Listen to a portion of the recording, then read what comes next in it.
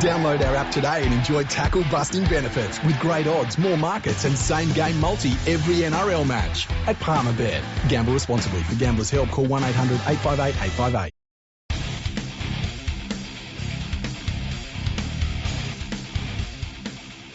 Hello and welcome to episode 386 of Fergo on the Freak. I'm that bloke from Rugby League Project, Andrew Ferguson. You can find me on Twitter at AndrewRP. And join me as always is the glorious League Freak. You can also find on Twitter at League Freak. How you going there, mate? Going pretty well, Andrew. How are you? Not too bad. I like our preparation today. We've been chatting for almost 3 minutes before we hit the record button. We record all the gold, that's why. That's right. We're not wasting anything. We just said hello to each other and just went fucking record before we burn anything. You know what? We could end up, you know how pretty much every duo in radio, you find out after a while they fucking hate one another. Oh, yeah. Yeah, we should do that one day, hey, where we just it's just all fake when we record the podcast. But outside of that, it's just pure hatred. That's a great idea. Problem is we like all the same shit. Yeah, know? that's a problem. We'd have to fake the hate and stuff. One of us will have to become an extremist. Yeah, well, you've got your daylight saving extremism. Yeah, well, I tried pushing that one, but no one really got on board with it. I'll have to find something else. I've got my anti-environmental cause where I believe we should destroy the environment as quickly. That only upsets primary school kids. Yeah, true. Once you develop an IQ, once you've got a brain in your head, you realise planet Earth is trying to kill you 100% of the time.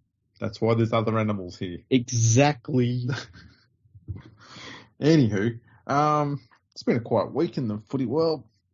I don't want to get anyone disappointed, but we might be touching base with a common topic later on in this episode. It was making me angry. We've got a few news items to get through first. Let's do that. Okay, well, Richard Agar has stepped down as the Leeds Rhinos head coach effective immediately. Why? Because they have started the season with 1 win and 5 losses, and that's unacceptable for an important team like the Leeds Rhinos. Okay, so is he jumping before they get... I mean, you don't want to be the last Super League coach of Leeds before they get relegated, because when was the last time have they ever been outside of the top division? That's a question. I don't think they have, but I'm not sure. I'm not sure they have either. It's important to know he stood down himself. He wasn't sacked. The standing down was described as, in the movie 300, when King Leonidas Sparta kicked the emissaries into the bottom of the well. Oh, yes. This is Sparta. Yeah. He was stood down in that regard. It was all of his own volition. So he's been replaced in the interim by Jamie Jones Buchanan. Yes. And the thing I think about Leeds, okay, and I've said this on Twitter just now, they don't like real coaches. You know what they like? They like somebody comes in and says, ooh, Leeds, very special club, very big club, very special. Everyone that is here is wonderful. Everyone's doing a great job. And then they outspend 95% of the rest of the competition and they get some sort of result. Richard Agar won a Challenge Cup with Leeds. If you're at one of the top 3 clubs in Super League, you're going to win something eventually. So Leeds just doesn't like a real coach. What they want is somebody to come in, they want a sycophant, and somebody to make them feel better about themselves. They don't want somebody that's going to come in and say your junior development needs fixed.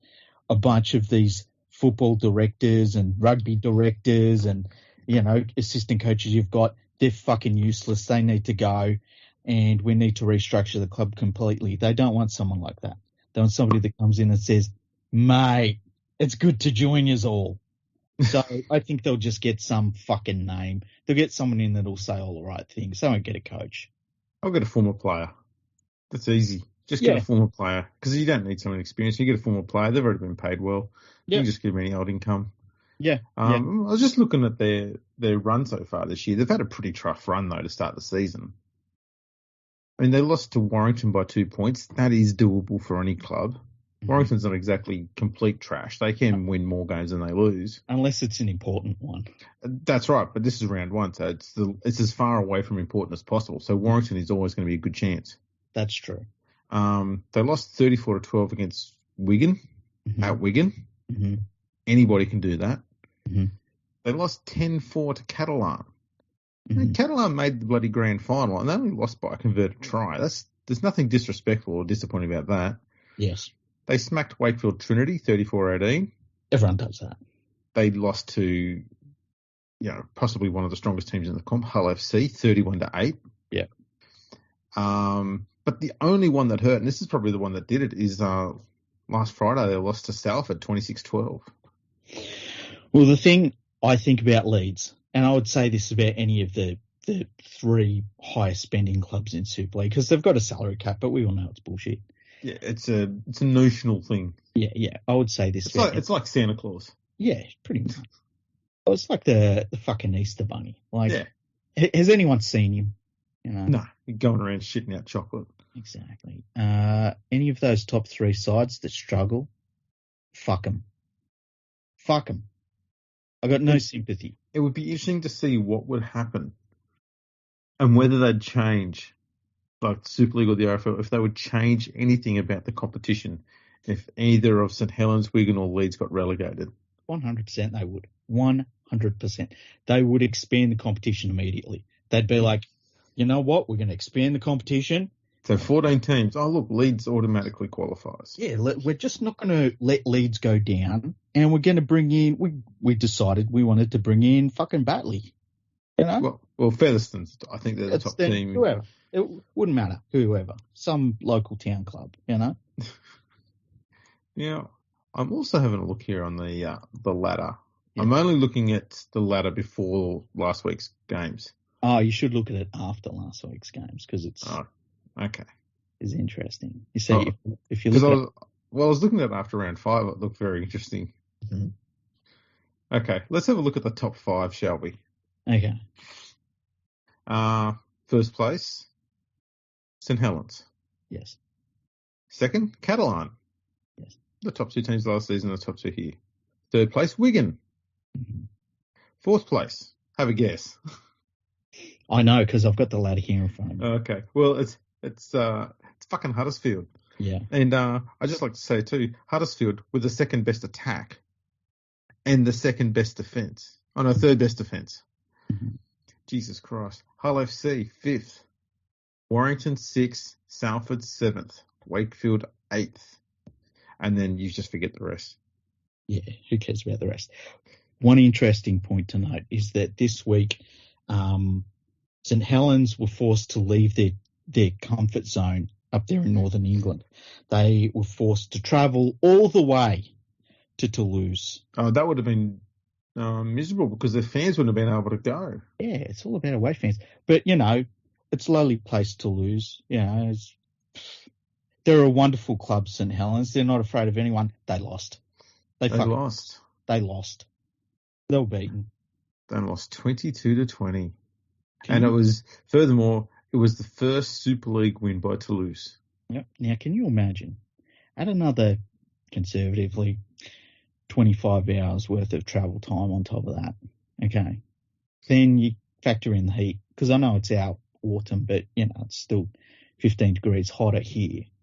And then put them in against the Penrith Panthers. It's good that it didn't happen. It's good for the English game that it didn't happen. It was a good thing overall that St Helens were too terrified to make any movement at all to come over, like, as we saw, all those other teams. I mean, I listed them off a few weeks ago. Yeah. It's good that St Helens didn't do it because I think it would have been a bad thing for them, for their marketing, and for the marketing of Super League. Oh, absolutely. They've done the right thing by everybody, essentially. Mm-hmm, mm-hmm. Like, we should really be thankful to them. Yeah. Give praise. This has paid off. Give praise to St Helens, the patron saints of rugby league. Yep. Small town team. Not quite winning. Other news. Other news. This is a rough one. and I'm reading this from a News Limited publication. Okay, hang on. Sorry. What? All right. Okay, I'm just saying that so that everybody knows these aren't. I've got to start paying attention because you'll say one thing of what's written down there, but it obviously needs to be deciphered. NRL player George Burgess has been charged with sexually touching a person without consent. Oh, for fuck's sake. Over an alleged incident in Sydney earlier this month. The St George Illawarra player is due in court on April the 18th, and it says, early this month, officers from South Sydney Police Area Command commenced an investigation following reports a woman has been sexually touched by a man known to her on Tuesday the 8th of March, the force said in a statement on Monday night. Following inquiries, a 29-year-old man was arrested at Mascot Police Station at about 4:40 p.m. today. He was charged with sexually touching another person without consent and granted conditional bail to appear at Downing Centre Local Court on Wednesday, April 13th. Now, this has to go to court. All we can really talk about is that he has been charged with this. But, you know, my guess is he will be stood down by the integrity unit under the no-fault stand-down system. Does the no-fault stand-down system mean that you get stood down based on what the potential jail time of the crime is if you're found guilty? I believe so, yeah. Yeah. Isn't it like over 10 years? Oh, you know what? You're right. So he may not get stood down. Yeah, you're right, actually. I feel like it might be something like 8 years. Yeah, so I don't think the NRL will stand him down, but if the Dragons have got anything left in their system after the shit they've allowed their players do over the last year and a half, they'll say what you need to do for your benefit and for the clubs as well. And we're not making any allegations whether you did it or not, but we're not going to let you play until you've sorted this out. Yeah. And they should just label it that way. You've got a legal matter, go deal with it. Yeah. Because if you've got that hanging over your head, guilty or innocent, while you're playing football, people are going to start attaching, they're automatically, because it's a rugby league player, even if it's just an athlete, they're automatically going to assume guilt, whether it's there or not. And I'm not saying it's there or not, I don't know. But they're going to assume guilt more than weight. And given the amount of off-field crap that's gone on at the Dragons over the last few years, they're going to jump to guilty much quicker. Mm-hmm. And it's going to reflect badly on the club. And that club needs to really start fixing up its own image. And, I think for the club's benefit more than anybody else, they probably need to just say to George, we're not going to have you playing any footy until you've got this resolved. Yeah. And I would ask him to just, not turn up to games and that sort of stuff as well. Yeah, stay home. To training and that. But can you imagine they've signed him in the off-season coming off of almost hip replacement surgery. Yeah. It's the step down from that. They've given him a chance to get his career back on track, and then this has happened. Just not. It still good. baffles me that stories like this still turn up. But they've done all the education. People want to sit there. There'll be people out there that will blame the NRL going, there's not much the NRL can do anymore after every player goes through this whole education thing, and they shouldn't have to. If they've got half a brain and a semi-functioning bloody moral code, they know that what's right and what's wrong. Mm. But they're given this additional education to be certain of it, and still we get stories like this turn up. It's fucking irritating. And I'm saying that in the mildest term, because if what he has done turns out to be true, and he actually did what he did, then that's unforgivable. Yeah. He deserves to have the book thrown at him. But, we've got to wait until this has been heard, obviously, at the courts. But I'm sick of players being stupid like this and thinking they're above the law. Yeah, and I always like to wait until the courts have dealt with these matters. Well, you've got to. Yeah, you just they're the ones that get as much of the evidence as anyone can possibly have, and I think. Well, they don't have Twitter opinions. They've got all the facts. Other than that, yeah, that's true. So anyway, oh jeez. Other news, much better news. Yeah. Penrith are looking to secure Nathan Cleary to a long-term contract. It was written up as they're going to sign Nathan Cleary to a lifetime contract, which of course means till he's 30. So they're looking to sign him until he's 30 for about $1.1 to $1.3 million a year. It's been reported. They're signing him and his dad to a contract extension. Obviously, signing him to that sort of contract extension, no-brainer. You just sign it straight away. If he says yes to it, you sign that immediately if you're in a club. I'd sign Nathan straight away on that. Mm-hmm. I'd be hesitant about putting Dad on the same deal. Well, his dad would be on a different deal, obviously.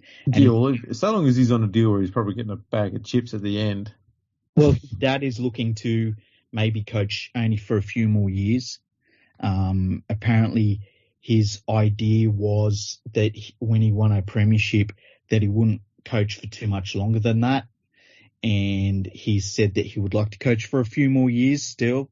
I think that he probably sees an opportunity with this team. I mean, there's no coach in the entire history of the game that would walk away from the position he's in right now. And it's a good situation. It's a team that likes one another, that he's getting the job done. So I think, there are plenty of clubs that would love to be in the situation that Penrith have right now with Ivan Cleary, and to get Nathan Cleary as well on a long-term deal like that. And I think by the time he's 30, that would be a bit of a bargain of the deal, although I would suggest that there are probably going to be kickers in that contract, that if he ends up being a stable in the Origin team and in the Test team and all sorts of stuff, extra premierships and things like that, that figure will probably go higher and higher, as well as when the salary cap goes up and stuff like that. So, but it's a good move for the Panthers. And look, if you're Nathan Cleary, once again, it's kind of a similar situation to his dad, where why would you leave? It's the best club in the game at the moment. It's a young club. He's playing with a lot of friends of his that he grew up with.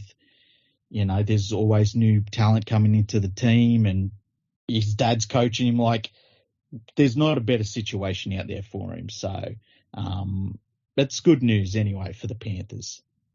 Yeah, it does sound a bit like Ivan's kind of now riding on the coattails of his son. So I've got you going, good boy. You're on a good fucking deal now. Commission.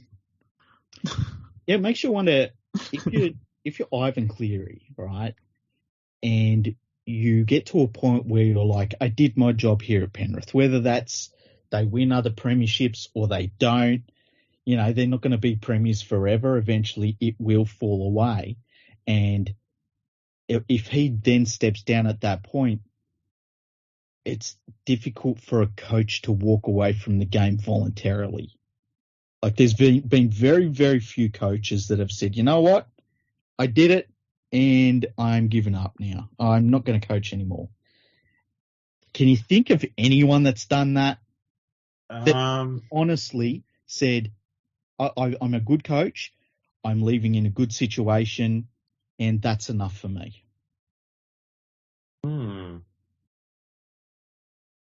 Brian Smith? Yeah, but he ended up at the Roosters at one point, and they weren't great. No, I mean, that's the problem, though. I mean, one thing I admire about Brian Smith is he did not back away. In fact, he cherished the biggest issues you could find. He would go to the clubs where there's an absolute just fucking disaster there, and he'd go, you know what? Give me a fucking broom, I'll take over, I'll fix this shit. And he'd get in there and he'd get them to that point where they're, right, we're back on the right track. And he'd go, okay, you get someone else in, I'm going to go and fix up the next fucking mess. And sure enough, that club just goes on from strength to strength. More often than not, that happened. And I think coaches like that should get more praise, because while they may not be getting the glory of premiership success, they're turning a club around in short time and making them better. And they're doing it knowing that they're not getting the glory of it. Someone else is getting the glory of their hard work. and their graft. Not enough of those coaches around anymore. Well, I think that coaches are smarter than they used to be. You know, you don't want to be the guy that. Well, some coaches are smarter than these. But like you look at Dean Pay. Dean Pay had one of the worst teams you will ever see in an NRL is an NRL side. One of the worst teams we've seen for many, many years. Probably going back to the West Magpies in terms of talent. So the Knights? Well, they're another one. But like you look at him and Nathan Brown, they took those jobs on and said, you know what, it's an opportunity. And as soon as those teams just had a shred of getting anywhere, they were gone. Yeah. You don't take those jobs. Look at Maguire now. Like, you don't take shit jobs. 100%. Never take a shit job as a coach. You're better off waiting. Better off being the guy in the wings that everyone's saying, you know what, he's next, and saying, no, I'll pass on that one, and wait for the right opportunity. Have we done with the news? Because you've just opened a door into the Michael Maguire chat there. Pretty much. Let's do this. Okay. The problem Michael Maguire has is there's not a huge number of coaching gigs out there. And he stayed in this role for... Well, look, this year is his first year where he's been able to see out those long contracts the previous administration and coaches have put in place, because they were a bunch of deals that were 4 years long. And he's had to graft through 2.5, 3 years of that. Mm-hmm. He's finally got to the point now where this season he's not burdened by all of those. So essentially, this is his first year running the Tigers the way he wants to. And after 2 games, it's shit. Mm-hmm. And I'll tell you right now, and this is a very easy prediction to make. There's going to be a bunch of boorish fucking idiots who are fans of the West Tigers who every year seem to think we're going to be in the 8 this year, even though it's clear as fucking ice that they ain't going to be anywhere near the finals. And then after 2 rounds and 2 losses and they're looking absolutely shit, they go, oh, it's the fucking coach's fault. It's always the coach's fault. Yeah. You know what? The problem they've got is Michael Maguire is too good for this club. But the longer he stays there, the more he becomes one of them. And there's no way out of that. Yeah. He's going, well, you know what? I'm now in the situation where am I now trying to fix this club? Am I trying to be successful? Or am I just doing what most of the players are and just turning up and getting a paycheck? And we saw in the documentary last year that every time they went to the dressing sheds, for every game, half-time, full-time, didn't matter. Maguire was the only one talking. No one else said fucking shit. They sat there quiet like stone crows. That's the time that someone like your playmaker or your captain needs to get up and have a fucking word and get the bloody team pumped up and get involved and, you know, get motivated, talk tactics. No one was doing any of that. That falls back on your halfback. And the fact that the club has said relentlessly, we're not letting Luke Brooks go, shows you just how smart the people who run that club really are. Yeah, I said a couple of things on Twitter in the last few days that, you know, most people agreed with it, but I did have a few people that pushed back a little bit. The first one is, when does the CEO take responsibility for where the club's at? Because he never does. Now, I had some people saying, well, I feel they don't lose money and we've got the Centre of Excellence coming. And I had one person say, you know, that and the junior development will get better and in a couple of years' time. So I simply asked them, how many more years? Because it's been 10, you know, since they last made the finals. They play out of 3 different stadiums, one of which is a relic from the 1940s. Another one is a relic from the 1980s. Another one is a beautiful stadium, which is just 100% not theirs, and the fans won't even turn up to it at Parramatta. And their Centre of Excellence, well, that's not built yet. It will be eventually. You know, the club's been around in this current guise for 20 years, and it still isn't a centre of excellence. They're still running shit out of fucking box cars. You know, their current centre of excellence has axles, as we've talked about. And on top of that, if these are rugby league clubs, you know, if you're not winning games, who gives a shit what the books look like? Now, I know you've got to break even and all that sort of stuff, but if your whole premise of the CEO is doing a good job is that we're absolutely terrible, we're a basket case, we can't attract talent, we don't develop very good players, we haven't been good for 10 years, half the teams in the competition make the finals and they can't even crack that. If that's the fucking level you think your CEO is at, well, then you deserve to have a fucking shit awful club that puts up the type of efforts we've seen over especially the last 18 months out of this fucking mess of a club. You know, I can't believe the board hasn't sacked him, but the board wouldn't sack him because they're not responsible either. None of the club's responsible. And it just filters down through the whole thing. Yeah. You know, last year we watched that documentary and fucking Michael Maguire is there pleading with his players to take some fucking responsibility for their performance out there in the field. And they would just look at their feet and be silent, like you said. And as an opposition fan who's got no connection to the West Tigers at all, I'm fucking watching every other team in the competition. I'm like, you know what? The Cowboys, I thought they'd win the wooden spoon. Damn it, they were putting in, you know. The Dragons, they pushed the Premiers right to the edge on the weekend against a bunch of penalties that went against them, you know. Mm-hmm. You can go through every single other team and say, even the Bulldogs, you know, the Bulldogs are not the greatest team in the world still, but God damn it, they try hard. Well, even at their worst, they were still a tough team to bloody beat. When they had the least amount of talent in the competition. Yeah. And then you've got this fucking West Tigers team who don't care, who go out and they fucking lose game after game and they don't give a shit and no one's responsible for it. And they're going to sack the fucking coach. I reckon before round 10, he'll be out the door. And it's just, they'll bring in some other fucking cunt that'll just do the same fucking shit. He'll be treading water while the CEO pisses away more years and the board doesn't give a shit. And it's just a fucking mess. And that's the problem of a club. You mentioned it before, like someone was saying, oh, you know, the books are really good and they're making money off the field. And as I've said before, that's the one thing Pascoe can do. He knows how to run a business. He's fucking clueless at running a sports team. So let him be the fucking chief financial officer. He knows how to do that. He's proven that. Give him that fucking gig. But here's the thing, Andrew, right? You can go to a sandwich place and get a sandwich. It costs you $7 for a nice sandwich. I'll make you a sandwich for 35 cents. They have 2 bits of bread and a fucking lump of shit in the middle of it. Okay?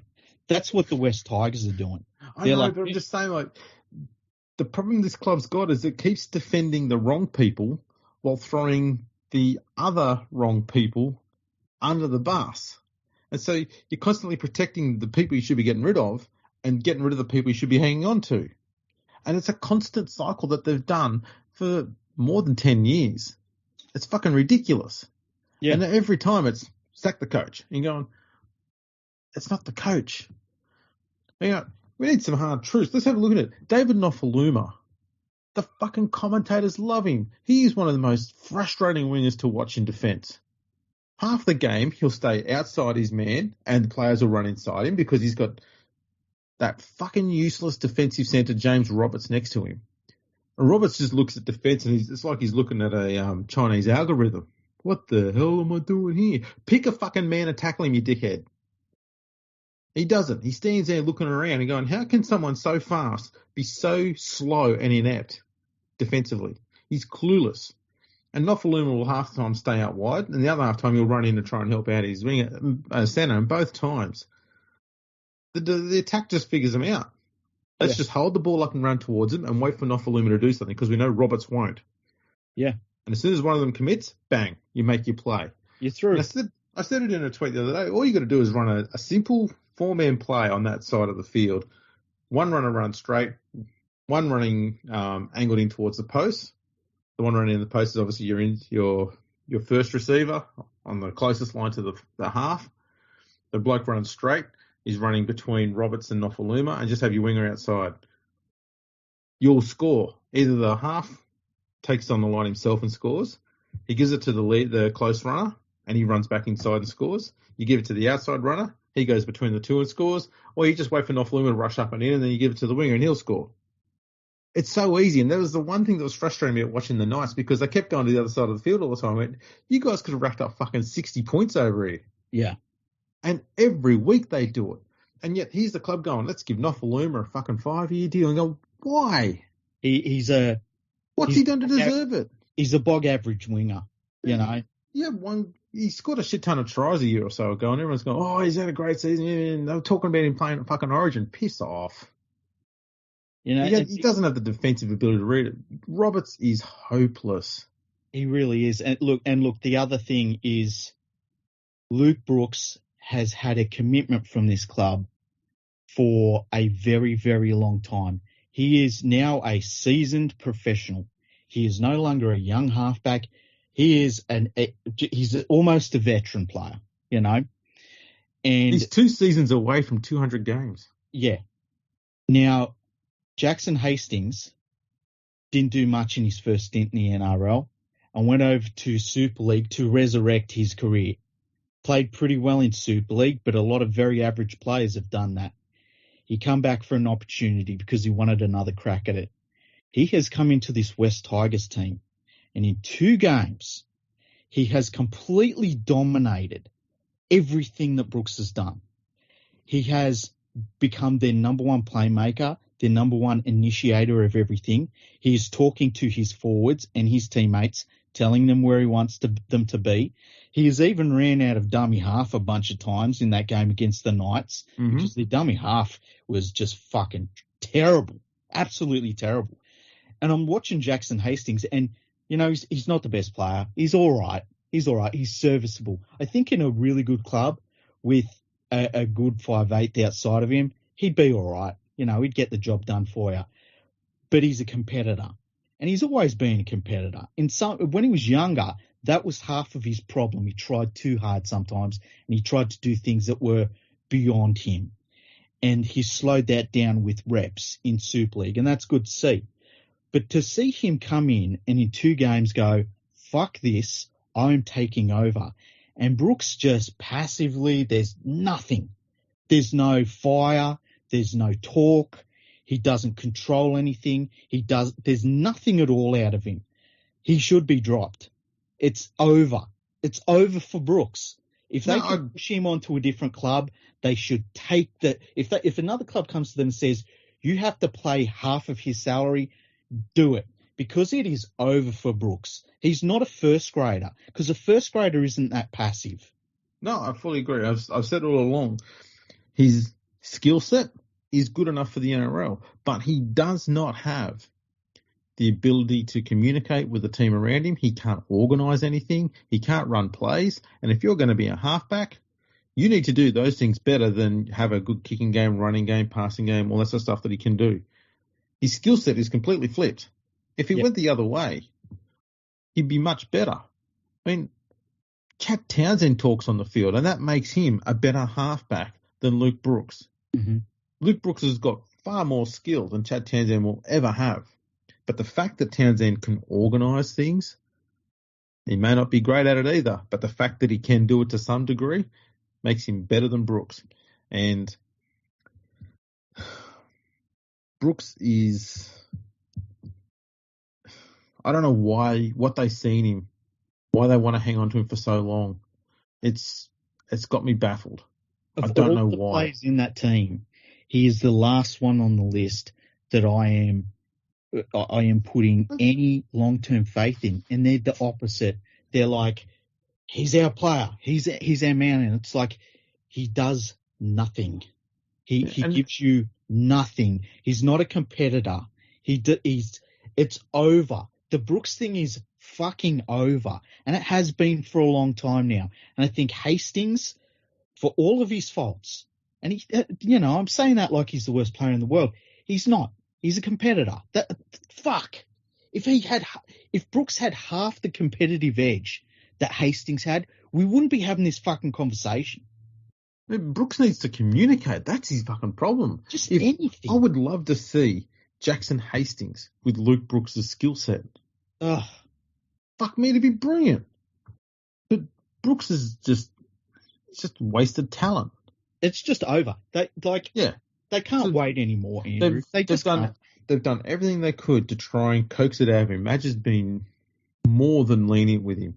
Mm-hmm. You know, in the past, there were a lot of excuses made to defend Brooks. You know, people saying, Robbie Farah used to overcall him all the time. You're seeing now why Robbie Farah had to do that, because you needed an organiser. The fact that Farah could organise plays from dummy half should be giving people a bit more respect as to just how good Robbie Farah was. And here's the thing, and the other thing about it was, well, he's young. You know, you got to give him time. And then you see all these young halfbacks come in the game and they do develop, but they don't need that much time. You know, you look at a Sam Walker. It's, I'm not saying Sam Walker's a perfect player, but damn it, he is a better competitor and can organise a team better than Luke Brooks can. And the fact that Brooks come into a system where he had Farah at dummy half, he had Benji Marshall outside of him, and this is the halfback you ended up with. He had the perfect start, Yeah, I mean, if you can't learn how to organise a side when you've got those two very good organisers around you, you got no chance. And I know this seems unfair, but when you consider that Nicho Hynes is in his very first season as a halfback and already has better organising skills after 2 games in the role than Brooks has ever shown in all the seasons he's been there, that's a problem. And that should be glaring. That should be fucking standing out. But it's like, no, we've got to look after him. And this is the thing. It's very clear now that when Dewey is fit, Dewey goes in at 6, Hastings at 7. That's it for Brooks.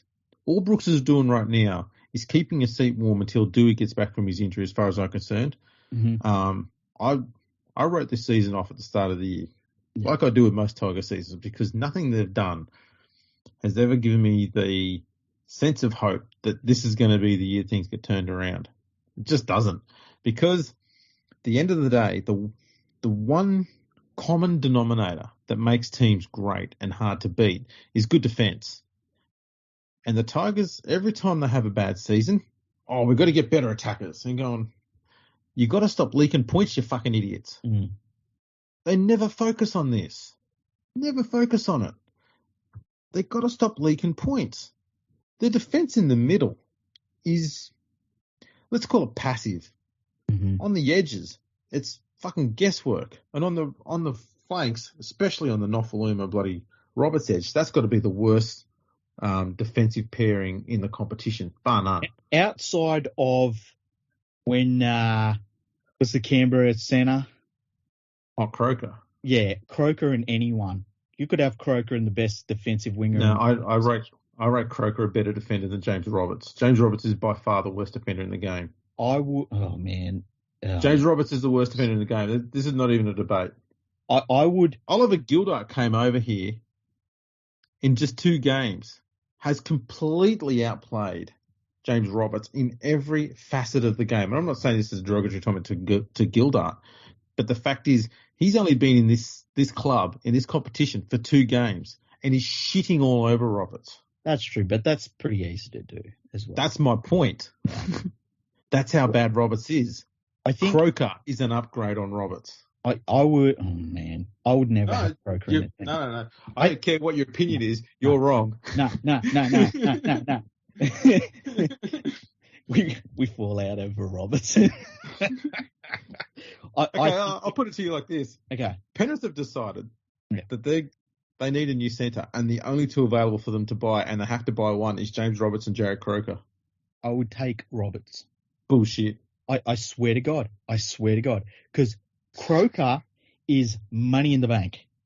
Croker is like, first of all, let's forget about the whole choke and when it counts thing. Let's just put that to the side at the moment because we know about that, long history of that.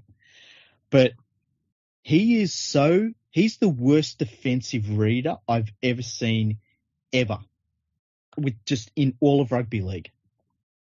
I would take Roberts backpedaling as quick as he can over fucking Croker sprinting out of the line, turning around and watching 12 of his teammates trying to hold the fucking defence. There's no difference. It's the same thing. The fact is, I've seen Croker play in a grand final. Yes. You don't get there by being shit every game. Well, you've got to string together at least a handful of good games. I don't see Roberts ever performing any good games at all at centre.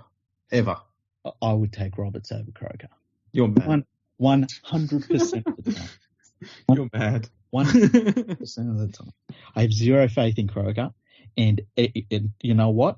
My faith has always been repaid when I have zero faith in Croker. Well, I'm going to move on from there because we should put together a list of like players we would refuse to have in their team. Well, most of them already play for my team. It's basically, take out Hastings and put in, I don't know, Moylan. The thing the club's done is that they went and spent, I assume, decent money on Cam Marmelo. And this is not a criticism of Cam. I think he's played reasonably well at the Tigers. But when you're struggling to stop points being scored, the first thing you don't do is spend money on a winger. Yeah, and then fix your defence. Like last year was the opportunity to get someone who's known for the defence in Dale Finucane, and they were speaking to him, and he went to Cronulla. But and this is where the CEO comes into it, and people have been saying, "Well, Maguire, you know, do you think that he's not getting any of the players that he asks for?" Who wants to come to the club? Exactly. And your CEO, I mean, what is the plan? And we've talked about this before. Make money. Well, you save money, yeah. And it's easy to say, look, it's easy to balance the books at a club when the NRL covers your biggest costs and you're not exactly spending a great amount on junior development and you're not known for having the best stadium in the game. And, you know, there's all of these different things that they don't have to pay for. Weren't they also getting paid to play at the Olympic Stadium for many years? That's pretty makes it a bit easier to make coin out of that. Yeah. And look, there's got to be some sort of savings that you make when you're not paying all of your staff and stuff to be in the offices through September every year. Well, you don't have to worry about paying building insurance. Exactly. They're on axles, you just get car insurance. Yeah. Hell of a lot cheaper. You have a bad month, you just fucking...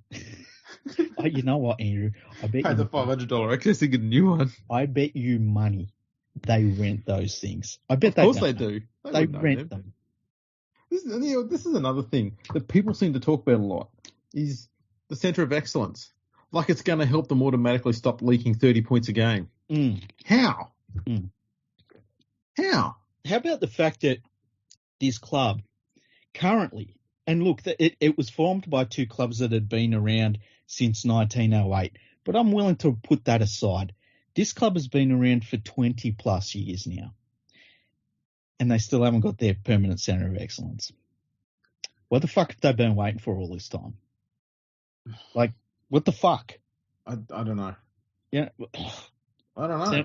It took them ages to realise that they wanted to train at Concord, despite the fact that not a single player wanted to fucking live near it. Mm-hmm. The players either wanted to live in inner Sydney or they wanted to live out Campbelltown. So Concord it pleased no one. They went, oh, let's do it anyway. That's probably another problem too. How many players are going to live in and around Concord anyway that are in the NRL, not just at the West Tigers, but anywhere? Be fuck all. Yeah, they live around Mascot, Sydney, Bondi, that sort of thing, or Manly, the Shire. They'll live out west, Campbelltown, Penrith Way. There'll be some might be around Parramatta, the Canterbury, whatnot. But that'd be about it. There's not going to be a whole heap that are going to be going, oh, I'll tell you what, I wouldn't mind going to the West Tigers because I just bought this place at Concord. Who the fuck lives at Concord? Yeah, it's not a great place. It's shitty to get to their train. That's right. And so why would you put your centre of excellence at a place where no one wants to go? And so when you're doing your tour and you're taking people around your demountable officers on axles, you're trying to sell the joint to them. Check out this place. We just got this this little building here. We just got this from a bloke who sold kebabs out of it for a few years. We got the smell out, but we put some nice new stickers on it, and you'll be able to do squats in there. Excellent squats, mind you, because it's an excellent facility. But they'll be excellent, very excellent. Who the fuck's gonna? How about the fact? What is this Mickey Mouse organisation that you're trying to get me to come to? But how about this, right? You get funding for a centre of excellence. You can put it wherever you want. If you're the West Tigers, you can you've got a big area you can say is West. Because as I've said before, the West Tigers are based like fucking 50 kilometres east of me. So they can go down Campbelltown way where there's, in the Macarthur region where there's all of this new shit being built, right? They could have, land is cheaper there. The cost's cheap. Everything's cheaper to do it down there. Have a big facility down there. They could even say, look, let's go to the government and say, you know what, new stadium, let's put the centre of excellence there. We could have this whole big thing there.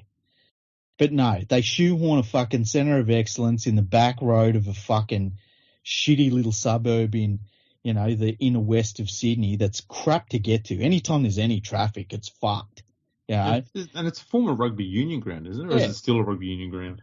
I don't even think rugby union uses it anymore. But at least they can't afford the train ticket out there anymore. Yeah, true. But you take a possible player out there and say, no, they played this fucking 1990 semi-final of the Rugby Union World Cup at this place. There's a lot of history of this place, and they're thinking, God, I hope my car doesn't get towed because I'm fucking in no park zone. And it's just, what a dumb, it's just a dumb club led by people that have zero responsibility. And we saw it last year in that documentary when the CEO is like, I don't really have ups and downs. And I wasn't even angry because I'm like, why would he? His job is never under threat, no matter how bad they are. Yeah, he's completely clueless. And every time they bring a new player in, they go from doing whatever they used to do, which is pretty good, to whatever the fuck it was Tyrone Peachy did to get sin bin on the weekend. Oh, that was... What a clusterfuck of idiocy that was. He asked for it. It was like, what are you doing? Yeah. Like, when he did that, I was like, well, that's a sin binning. And then the referee stopped the game and sin bins him, and it's like, well, yeah, like... I mean, the referee was even started. He's looking at it going, well, I know this is a sin binning, but why would you make it so obvious? Yeah. I don't... You know what? I'm not going to question anymore. Just go. Yeah. You're confusing me now. And Peachy just wanders off and like, I guess I did the wrong thing. You just sort of sit there just putting your hands in there going, what the fuck is this? But it's a symptom of buying what's left. Exactly right. As I've said all along, it's what they do all the time. It's we can get Ken Mamalo. We don't need a winger, but we can get him. So let's get him. Peachy, we could probably get him. We don't need a utility forward off the bench, but let's get him. They lucked out a little bit getting Jackson Hastings, but let's face it, if they had set up their club in the right way, they wouldn't be looking at getting a Jackson Hastings.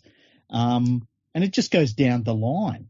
How many of the players have that? Like, who have they ever really recruited where you've been like, oh yeah, him. He that fucking guy, he's got the best years ahead of him. He's a really good recruit. It's, you can look at a Dane Laurie, but even then, the reason they got Dane Laurie from the Panthers is because there was like 3 players playing for the one position. Yeah. So they were going to lose him somewhere. Yeah. Well, I know you're going to laugh at this one, but this shows you where the Tigers are at. But Gareth Ellis is high on that list. I can't argue with it. No, I can't argue with it. He's high on that list because he did play well at the Tigers, and the Tigers were successful when he was there. And they're not flukes, those two things. He did play well there, and he did play in the peak of his career because I think it was when he was 26 to 29. Yeah, it was about that. I would say Scott Prince was a bit of a lucky one because I think he played his best footy at the Tigers, and his career was in a bit of a funny place when they got him. He was horribly injury prone at the time, so he was a big risk when we got him. Mm-hmm. Jared McCracken, he was a really good signing, but that didn't last long, unfortunately. Yeah, Melbourne broke him. Yep. There's not been much. Adam Dewey. Adam Dewey. And look, I think that in a good side, Adam Dewey is a fringe first grader. I know you feel better. I know you rate him higher. See, one of the things that I really appreciate in a player is them taking leadership by action on the field. Yeah. And he does that an awful lot. Yeah. And that's something that I really respect from players. And the Tigers haven't had a great deal of players who do that. He's very good in that area, and that's something that I rate pretty highly. I tell you what he does. I think he maximises his talent level to what you can possibly get out of him. You know, I think also he's like, as you said before about Hastings, he's a genuine competitor as well. Yes, 100%. They're really missing him. They're really missing him. Oh, shit, yeah. Shit, yes. Like, can you think of any other players that they got and you were like, they got him at the right time?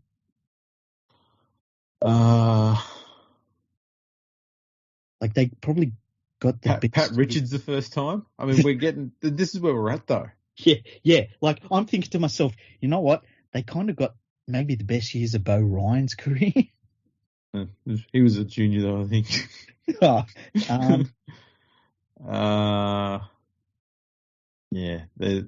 The list is short. Yeah. Lottie to Cleary wasn't too bad when he came across, but that was coming back from Union. Yeah. And he was already a good player, so it wasn't that much of a stretch, to be honest. And I think it's fair to say, of all of his NRL careers, probably that was the worst of him. Yeah.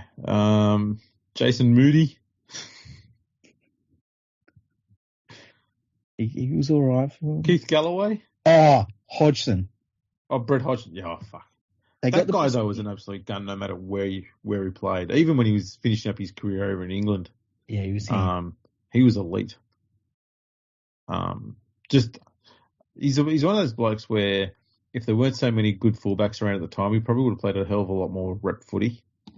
Just another very wholehearted competitor, espespecially given his frame. Yeah, he was small. They probably put him down as 98 kilos too. God, they weren't putting 20 kilos on him. Tell you what, watching Gildart play, he's not a big player. He's not a big guy. I mean, we discussed that before. Yeah. But he is wholehearted though. He's not a passive bloke that stands around looking for an opportunity to be sent to him. He will go looking for the ball, and that's more of a typically English outside back thing. It's I said that he's got the chance to prove he is the best defensive centre that Great Britain has had. Outside back, sorry, not centre, outside back that Great Britain's had for 40 years. He's already. I think I actually saw him make one tackle all on his own, which already automatically makes him a better defender than Andy Courier. Yeah, well, he's in the top 5 straight away. Bam, straight, right there. I'd say in terms of outside backs, him and Gareth Ellis. But he is. It's prized because I really watched that West Tigers game on the weekend, and he's not a big dude, and it's too early to, I'm not going to rate him on 2 games. So especially when and this is the thing I remember hearing in the commentary, they're talking about how few meters the West Tigers forwards had made in that game, and that is bad. Yeah.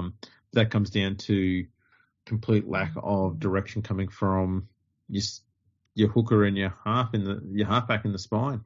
It's their job to steer that sort of stuff around the field, and more often than not, give it to Brooks and he sends it wide. And you can't try and run around teams in the NRL anymore. It just doesn't work. You've got to do the hard yards through the middle before you can go wide. And the Tigers just don't know that. I remember talking to English fans a long time ago and saying how, like, if you try and run around an Australian team, and I mean like the Test side, Origin teams, NRL teams, and I use Australian as in Southern Hemisphere teams, they'll let you try all day because you're not going to run around them, you know. No. You've got to catch a team out wide by what you do in field. That's exactly right. You can't just run around a team. And whenever I see a team that has not made good meters up the middle, I immediately look at the hooker because I think a good dummy half, if the defense is really good, he's going to be trying to break them down as a first point of attack. And then he's obviously going to have his forwards working off the back of that. If he's not doing that job, then they're basically just trying to hit it up out of trouble. And that's when you get those games where, you know, none of your forwards make over 100 meters. And it's rare that it happens, but when it does happen, I tend to look at the hooker in that regard. Yeah. And that's fair because, I mean, it is their job to essentially either get their forwards good early ball so they can hit the ball at speed and make good, you know, post-contact meters, or make a bit of a dart out of dummy half, get the defence on the back foot, then get your forward, feed your forward a ball so they can push through that and get through that line. The Tigers were blessed for a long time in having a good hooker in Robbie Farah, and never once did they really genuinely properly utilise him. So he just sat there busting his backside all the fucking time, and for no real return. I mean, they crucified the poor bastard. Ruined his career. You think of how many really good go-forward men Robbie Farah played alongside. Yeah. Like, the fact that the Tigers made 3 finals campaigns under his, you know, during his career is actually quite impressive. You consider some of the forwards they've had to deal with. Well, and that's the thing. Like, when you think of Benji Marshall when he played for the West Tigers, on paper you could look at his record and yeah, they won a premiership, obviously, amazing, right? But if you look at the rest of it, it overall, as an overall thing, doesn't look great. But when you actually watched it and you saw some of the teams he fucking dragged to victory single-handedly, it was magic. Very few players have had that ability that you can watch them and say, this guy just refused to let his teammates lose. And it's like, you know, the players you've seen do it is like, I think him, Lockyer, Johns, Fittler, Lewis. Yeah, we're talking some pretty elite names there. Yeah, it's and like very, very uniquely talented humans as well. Like they're all one of a kind, you know, skilled players. Yeah. You don't get players who replicate them. The club is just, it's a frustrating mess, and I think the one real telling thing is I've got a feeling if you look at win percentage over the last 10 years, the West Tigers is, if it's not worst, it's one of the worst 3. And given that the teams around them have won wooden spoons and they haven't, that shows you how consistently mediocre that club has been for that whole decade, because every other club's been in the finals at least once except the Tigers. And that's the thing. It's like we talk about, and sometimes people talk about, the salary cap doesn't work. And it's like, hang on a second. Look at how many teams make the finals on a regular basis. Like if you took it on a 5-year basis, it's very rare a team doesn't make the finals within a 5-year space. And it normally takes something catastrophic like what we saw at the Newcastle Knights or what we saw at the Bulldogs. Yeah. You know, it takes something, you know, what we saw at those 2 clubs, we haven't seen that just much in the last 40 years. No, you know? Just utterly atrocious player management. Yeah, and it's at the top. You know, they're problems that started at the top. And then if you look over a 10-year period and say, okay, which teams didn't make a grand final? And there's not very many. A lot of them make the grand final. And if you look at it over the period that the NRL itself has been brought in, There's only really a couple of teams that haven't made the grand final. I think it's like the Titans. It might just be them. I think it's just the Titans. Yeah, just the Titans. So, there's a cycle. There's a real cycle within the game where teams go up and down and up and down. And for the most part, over the last 10 years, the West Tigers haven't gone anywhere. No. And if you're in control of that, you should go. Exactly right. And that's the thing. These people who have been running the club have been there a lot longer than the coach has. And these issues with the club, as I've discussed, have been going on for a decade. The coach hasn't been there that long. So while it's all well and good that people want to sit there and point the finger at the coach, it's about time people start to realise that this club has hired and sacked coaches with gay abandon for the best part of the last 6-7 years. And look where it's got us. Mm-hmm. They've gone nowhere. They've just been consistently stagnant the whole time. So it's obviously moving the coach around has done nothing. It's improved nothing. It doesn't matter who the coach is, how good they are, how bad they are. It makes zero impact. So the coach is not the problem. The problem is somewhere else. Yeah. Player churn still happens. So it can't entirely be the player squad, but there are members in the squad who they choose to hang on to who contribute to this, obviously. And the fact that they've been there a long time suggests that, well, if we're not winning and we've got these people here, maybe we shouldn't. And it's not to say that they're bad players. It's just the fact that this isn't working. We need to try something drastically different. Let's change something now. So let some players go and see what happens. A lot of clubs have made those tough decisions. I mean, think Penrith, and they let go of players like Luke Lewis, who's a genuine game winner. They could have hung on to him, would have been fine. But they went, you know what? We have to try something new. Mm-hmm. They let him go. They let Wade Graham go. I mean, these guys are proven match winners even when they left. They still want another premiership. But sometimes you've got to bite the bullet and make those tough decisions. And the Tigers are too scared to do that. They're complete pea-hearts. Well, why would you make the tough decisions if your job is never on the line? Exactly right. That's the thing. That's what it comes down to. The job of the CEO is never on the line. The job or the of board members, they can't be voted out. There's That's no right. mechanism. So why would they risk anything? And they just protect one another. Think about this, Andrew. Like, the last time the West Tigers were in the finals, Nathan Cleary would have been in primary school. Yeah. Stephen Crichton would have been in primary school. Jerome Luai. Fucking Dylan Edwards. That's how long ago we're talking about. And that shows you that it's not just premiership winning players. Yes. Now we're in primary school. It's fucking outrageous. Yeah. It's absurd. Completely absurd. That's how bad this club is. They can't attract anyone. No, and they never will. For it. No, they never will. Why would you go there? Exactly. It'd be stupid to go there. And I watch Dane Laurie, and you can see class, right? And it just, I don't know if it's me, projecting onto him or something, but I watch him play and I'm like, this dude is going to be gone as soon as he can. As soon as there's an opening somewhere, as soon as he gets his manager calls him and says, dude, his team, they're on the lookout for a fullback. I can get you there if you want. I feel like he is gone immediately. I feel like if the Panthers found a place for him, like if they said, look, let's get Dane Laurie back and chuck Edwards on the wing or something, he'd be gone immediately. And I don't like saying that because on the weekend, the thing that jumped out at me is the Cowboys were fucking terrible last year. And I watched them on the weekend guts out the game. And I'm watching it and I'm like, wow, Tomalolo's starting to get some shit together. There were a few things you looked at and you're like, ooh, I like this.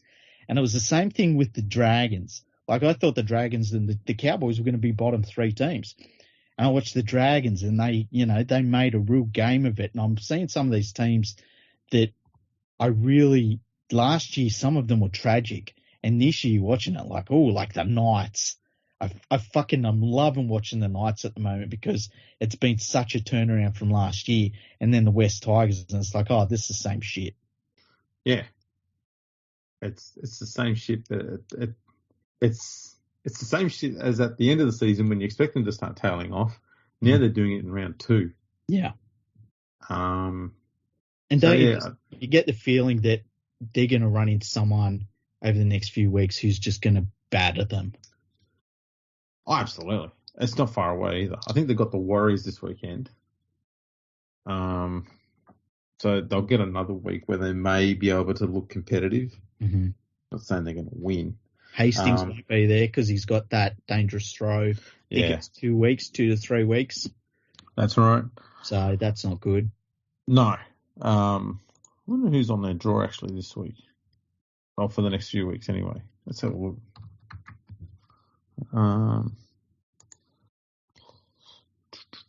Where is it? NRL. This is great podcasting right here. This really is. People love hearing us browse the internet, I reckon. Oh yeah. Warriors, Titans, a rapidly improving Sharks, a typically strong performing Parramatta, South, Dragons, Manly, Cowboys, Bulldogs, Warriors, Rabbitohs. Then they get the bye. So that'll be where they get their first 2 points of the year. Nice. But like you go through, like the Titans are another one of those teams. Well, that's the thing. They've got so many teams there that are tricky. The Warriors are tricky. You don't know which way that's going to go. The Warriors are favourites for that one already. The Titans have the squad on paper to get the job done. The Sharks are genuinely improving at a pretty good rate every week. And they've got a very strong forward pack as well, which is going to decimate the Tigers. Parramatta, another big power forward pack, so they'll roll off the back of that. South, the same again. Dragons, fuck knows what'll turn up there. Manly, well, they could just turn up and just let Tom Trbojevic take the field and no one else, and he'll just destroy him. Their Cowboys could just be like Tom Trbojevic just run at James Roberts because he'll just walk into the end goal. He'll rack up 19 tries for the game. One for each hit up. I think the one thing that saved so many of these board members and CEOs and the like this whole time has been the fact that the Tigers haven't won a wooden spoon, and perhaps, hate to say it, what might need to happen to create some genuine change is for the Tigers to finally get the wooden spoon, finally be labelled the worst team in the NRL, because they've always just missed out on it. Yeah, the thing that I tipped them to be wooden spooners up until right before the season started, and then I looked at the Cowboys and I was like, I got to go with Cowboys. Oh, I did the same thing. But from what I've seen over the start of the competition, it's clearly the West Tigers right now, the worst team of the competition, and the Cowboys have got spirit. The Bulldogs have something going on there, whether it's just Matt Burton, adding a bit more class to them, and you see Josh Agar adding his experience to the side, things like that. They've got something, we don't know what it is just yet, but it's going to get better as the season goes on. The Dragons have something going on. The only team that really doesn't right now is the West Tigers, and it's so frustrating as somebody that just loves the game and wants to see every team have their moment, every team build, whether they're a good team or a bad team. You want to see, I love watching the Broncos right now because I think of where they've come from and what they've been through as a club and what Kevin Walters is doing. It's fucking special what he's doing with that club right now. And the West Tigers don't have any of that and haven't had that for a decade. It's fucking terrible. Yeah, exactly right. So I think it's about time that the club changed its board. And I know I've said this before, so we'll just repeat myself, but we've got to stop having this whole Balmain versus West thing because it's tired and it's entirely irrelevant now. West Tigers is a new club. So no more Balmain members on the board, no more West Magpies people on the board. let's just get West Tigers people on the board with no affiliation to either of those foundation clubs and get all focused on getting the team successful on the fucking field for a change instead of making sure that the books look pretty and everyone's got money. Because at the end of the day, it won't take long before clubs start, sponsors start going, you know what, we want to be seen as a successful brand. And we find that if we're attaching ourselves to you, people won't attribute us to success. That's eventually what happens. Remember when the Sharks were struggling for a while there, not just with on-field performances, but even when they were successful, but had that filthy cheat Shane Flanagan as their coach. No one wanted to be attached to him. No. Negative stuff like that, be it on the field or off the field, will impact on sponsors. Tigers have been coasting for too long on this. But if that absolute fucking peanut Phil Rothwell got his way and he's pushing the Shane Flanagan fucking barrow for a new gig every chance he gets, and he's been banging on about the Tigers should get Shane Flanagan in, you're going, fuck off. He has zero regard for the rules. He isn't even worthy to coach an under-9s team, let alone an NRL side. Yeah, exactly. Like the only time he had success, go and have a look at what was going on all around it. Yeah. It was a disgrace. It was all him. Yeah. And the other one he keeps bringing on about is Paul Green. Hang on. Paul Green is not an upgrade, I'm sorry, on Michael Maguire. But just say bring in Paul Green, right? What's going to change? If nothing else changes. Well, their attack gets worse. That's it. And Paul Green, and look, I think that you now look at some of the stuff that's happened at North Queensland since Paul Green's been gone. And you can't attribute all the blame to him because we definitely you and me talked about like he didn't upgrade his team. He didn't change anything. When he had that premiership winning team, they were just allowed to fade out. Paul Green left and a lot of that Cowboys team was just allowed to fade out. Now, I think that they're bringing through a few more juniors now, which is good. But I don't think it was all Paul Green's fault, the way that ended up in North Queensland. Oh, no. I don't blame him for what went on with the roster. I blame him entirely for the lack of imagination in attack. Because once Thurston retired and Morgan started getting injured, that team had the most one-dimensional, dullest attack of any team I've seen in a long, long time. It's just like, just give it to Tormalolo and see if he can do something. And Tormalolo does a hit up and takes 15 players with him, but he doesn't get to the try line. It's like, okay, what do we do now? He's playing the ball. We can't use him now. Yeah. The other kick to the corner, see if Felt can do something. Seriously, that was it. The thing that gets me too, and look, a lot of it will come from just the experience he's getting, but Jake Clifford, since he has moved to the Newcastle Knights, straight away going to the Knights, he looked better. Yeah. This season, like by the time Jake Clifford is 30, he's going to be one of the top halfbacks in the game. And I'm not saying that he's got superstar potential, but I think he'll be just one of those really honest halfbacks that can just guide a team around. It's a good kicking game. He tells his players where to go and where he wants them. He has the potential to be a pretty damn good halfback. I like everything I'm seeing out of him right now, and Newcastle got a steal in him. Oh, yeah. It shows the value, too, of having a very good organising hooker to help because is it Jaden Brownlee? Yeah, he runs that forward pack all on his own. Yeah, but he's out injured at the moment with his. I know, but it's talking more about last year when he was there. Yeah.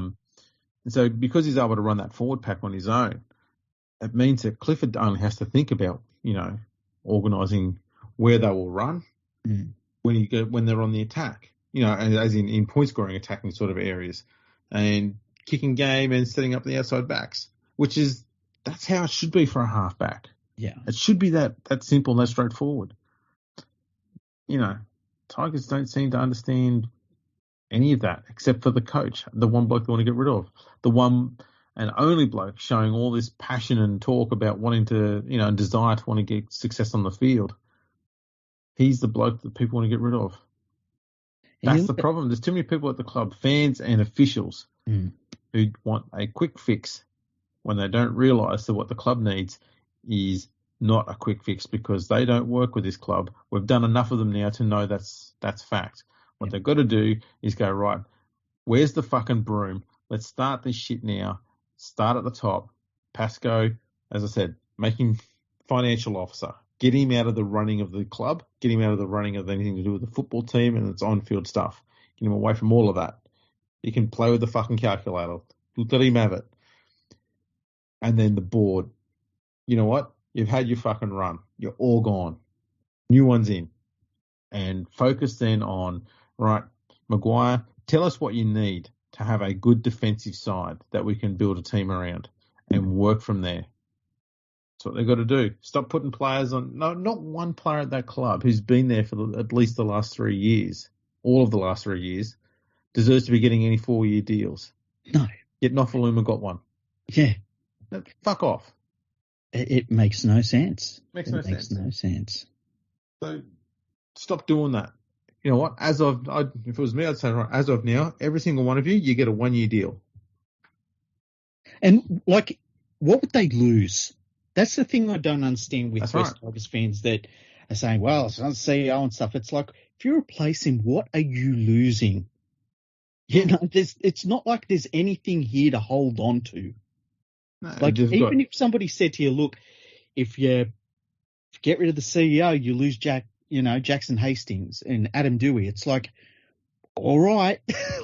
Like, it's not like there's this core that you can look at and say, oh, you know what, you add a couple to them. Everything is on the table. Everything. There's nothing to hold on to. So let's just fucking start again. Yep. Take the loss this year. Accept the spoon. Because that's what they're going to get. And just say, you know what?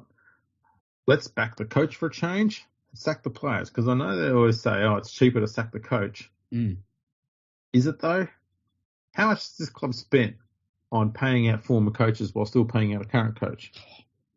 Millions upon millions. So how's about we start getting rid of the players? Because they're the ones. I'm fairly certain when Michael Maguire puts down the game plans and has training sessions every week, the training sessions and say, right, when you're at dummy half, I want you to just swat at the ball from an offside position for no reason other than to get a sin bin, because I think getting a sin bin is really going to help us lose better. When you go into dummy half and we're in the attack, right, you get the ball, you throw it 10 feet in the air over the top of the halfback, okay? Yeah. You're going to know he's the halfback because he's going to be standing there silently. Yeah, you'll see his shadow. Yeah. He's going to look like a dude that's just on the field and shouldn't be there. Yeah. That's your halfback. That's our leader, okay? Yeah, he won't ask for it. You've just got to give it to him. Trust us. That's what he wants. He's the silent, passive, doesn't lead from the front kind of guy, okay? Yeah. Pass it over the top of his head if you can. He'll catch it. He'll get it. Don't worry. Yeah. But I want you to throw it as high as you can. Yeah. He's got good hands. Trust us. He'll catch it. And every so often, just throw it at his ankles. Yeah. He'll catch it. Don't worry. His hands are good. He'll catch it. But, yeah, just mix it up a bit. He likes that variation. Oh, man. That's the other thing they did too. They fucking kept re-signing Jacob Little despite all of his injuries. I mean, I know it's a nice thing to do because the poor bugger went through a whole heap of injuries, and that's, you know, I understand that. But I mean, at the end of the day, you're a football club. And when were you and me talking about? Because we had a real good discussion about, like, you know, and you were like, he does have some talent, but, and I was like, I just can't do it. I can't do it. I'm sorry. You know, it sucks, but you got to go. You know, I can't. Oh, no, I'm fully agree with it. I'm just saying, like, if you break down, you looked at the way he plays the game and you break down his own personal skill set, he does take the line on more than most halfbacks do, which is a good thing. He does have a good passing game left and right. He does have a reliable enough kicking game. And he does know when to take the line on. There's no doubt about it. He's got plenty of pace too. He can make a good intercept every now and then. And he's developed goal kicking. He's not brilliant at it, but he's only been doing it for a year and a half, and he's come along pretty quickly. But if you can't communicate, if you can't run a play, if you're taking on the line 15 metres out, there's no point going in on your own.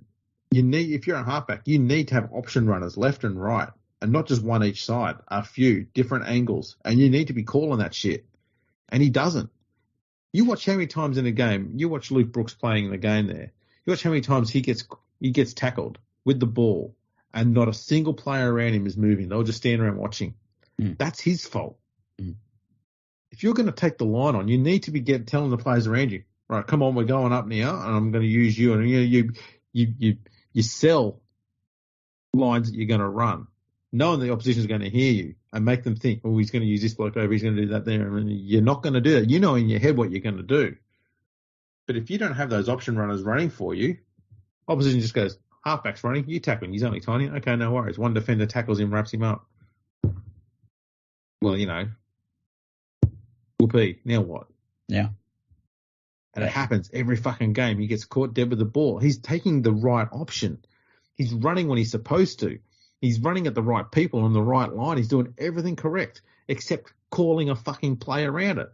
Yeah. So when he's making that run, he's going towards the line. He needs to have a player around him because that's when he should be offloading the ball. And when he's looking around, there's no one there. And he's like, oh, caught with dead with the ball again.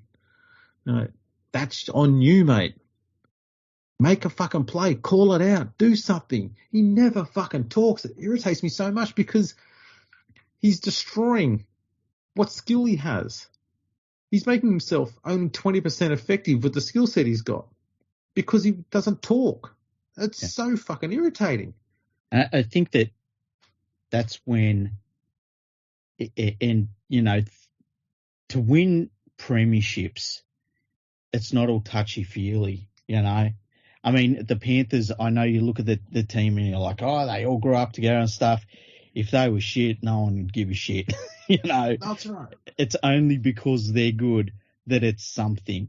Yeah. It can't be all touchy-feely. He's a local junior and all this sort of stuff. And I think that when you think back at like a James Tedesco, who was also a local junior, none of the touchy-feely stuff really matters when he's the Australian fullback and he's won a premiership and all this sort of stuff. He's a New South Wales captain, things like that. At some point you've got to just be ruthless with these things. And, Luke Brooks, he's been given chance after chance, and I would allow it to be somebody else's problem now. I would be shopping him around. I would go to the Titans and say, look, I know you need a halfback. I'd go, Ricky Stewart would be just the perfect, I feel like you could sell Luke Brooks to Ricky Stewart so fucking easily, and get someone back that's pretty good too. Ricky Stewart has just lost Josh Hodgson for the season, so they're down a hooker. They've lost Fogarty for most of the season, so they're down their first choice halfback. You could palm off Luke Brooks to them. And Jacob Little. Yeah, you probably could too, yeah. And look, what are you going to do? Miss a finals shot? That ain't on the cards. I would dump both of those. I'd dump both of those guys and get Sam Williams. And I'm not saying Sam Williams is great. I'm saying he's better than Luke Brooks because he knows how to organise an attack. Yep. He's a goal kicker too, so there's a bit of a bonus. But that's I don't want much out of my halfback. When you look at the Tigers' side, they've got plenty of attacking flair in different positions across the field. In the forwards, out wide, through the middle, Yutu Kamanu, he's fucking powerhouse, that kid. Luciano Leilua. Yeah. He's playing great in a fucked team still. Yeah. Yeah. Are you Dane Laurie at the back? Hastings at 5'8". There's attacking options around there everywhere. You don't need to worry about getting a halfback who's an out-and-out bloody playmaker. You don't need an Andrew Johns or a Jonathan Thurston. You just need someone who will call plays, run plays, and has a decent enough kicking and passing game. That's it. Mm-hmm. That's all they need. And Sam Williams does that. Most halfbacks do that. There's an upgrade right there. But they won't. They won't. They'll commit to him and they won't sign anyone in the off season. It'll be great. I mean, they're getting Coruscant next year, aren't they? How old's Coruscant going to be? I don't know why they signed him. Coruscant's played pretty good to start the year, but how good's he going to go there with a directionless forward pack? because the halfback doesn't know how to run anything, and the halfback's just throwing the ball out the backs all the time. The forwards don't really get to do anything. And what's the other thing I think of is, if you look at where the West Tigers are now, adding Coruscant's not going to tip them over the top, you know? No, and the thing, again, it's not addressing the defensive issues. Yeah, exactly. So, you know, a club where the West Tigers really are now, they should be looking at younger players. They should be looking at building something for the future, which they have never done once. Never, ever, ever done. It feels like such an overwhelming lost cause, and I don't know how Mark Maguire addresses it. It must be soul destroying for a coach to look at this situation and say, I don't really have any great juniors coming through like they should. You know, they've got what have they got? The second biggest junior base in Sydney. It'd be close. So, yeah. They probably do have plenty of young juniors coming through. I mean, their New South Wales Cup side they've been one of the best sides in the comp there for a few years from memory. Well, at the start of last year, I remember they were doing quite well, though. People were actually joking about how they should be playing the NRL and the West Tigers should be in New South Wales Cup because the Magpies in lower grades, or West Tigers, I can't remember which one it is now, they were doing so much better. So, yeah, it's a joke of a club, and it's not doing anything to change that. And as I said, they need a wooden spoon. If there's any chance whatsoever, and I'm not saying it'll happen, but if there's any chance whatsoever that we get proper change at the top end, above the coach, that might be the only way it happens. Yeah. You know what they say though, freaky? It's a new era. Well, yeah. My fucking ass it is. You know that the funny thing was, when I was going to tweet about the West Tigers, and I didn't know if they had a hashtag they use this year. I don't believe they do. So I think it's new era, isn't it? Oh, it might have been. It is. They're not using it. I can't understand why. But I went to their Twitter feed, and it was very quiet. Now, I don't follow a huge amount of clubs. I follow the Panthers, and the Panthers are super active in social media and all that. They've got to be one of the best teams. I can't imagine a team doing above and beyond what the Panthers are, and the Panthers are doing what every team should be doing. Like it just should be what they all do. But I went to the West Tigers one, and I was like, holy shit, the game's on, and they've only got a couple of tweets in the last 2 days. It's fucking weird. Yeah, and that's largely because every time they tweet now after a loss, they get so much hate from fans. Yeah. They just go, you know what? We're not going to say anything. You look at the few tweets they make on game day. We're down 10-0, whatever it is at half time. And just look at the shit that they cop on there. Well, the Panthers tweet lower grade scores. Like that, so say they play on Thursday or Friday, Panthers will tweet out the score updates from their lower grades over the weekend.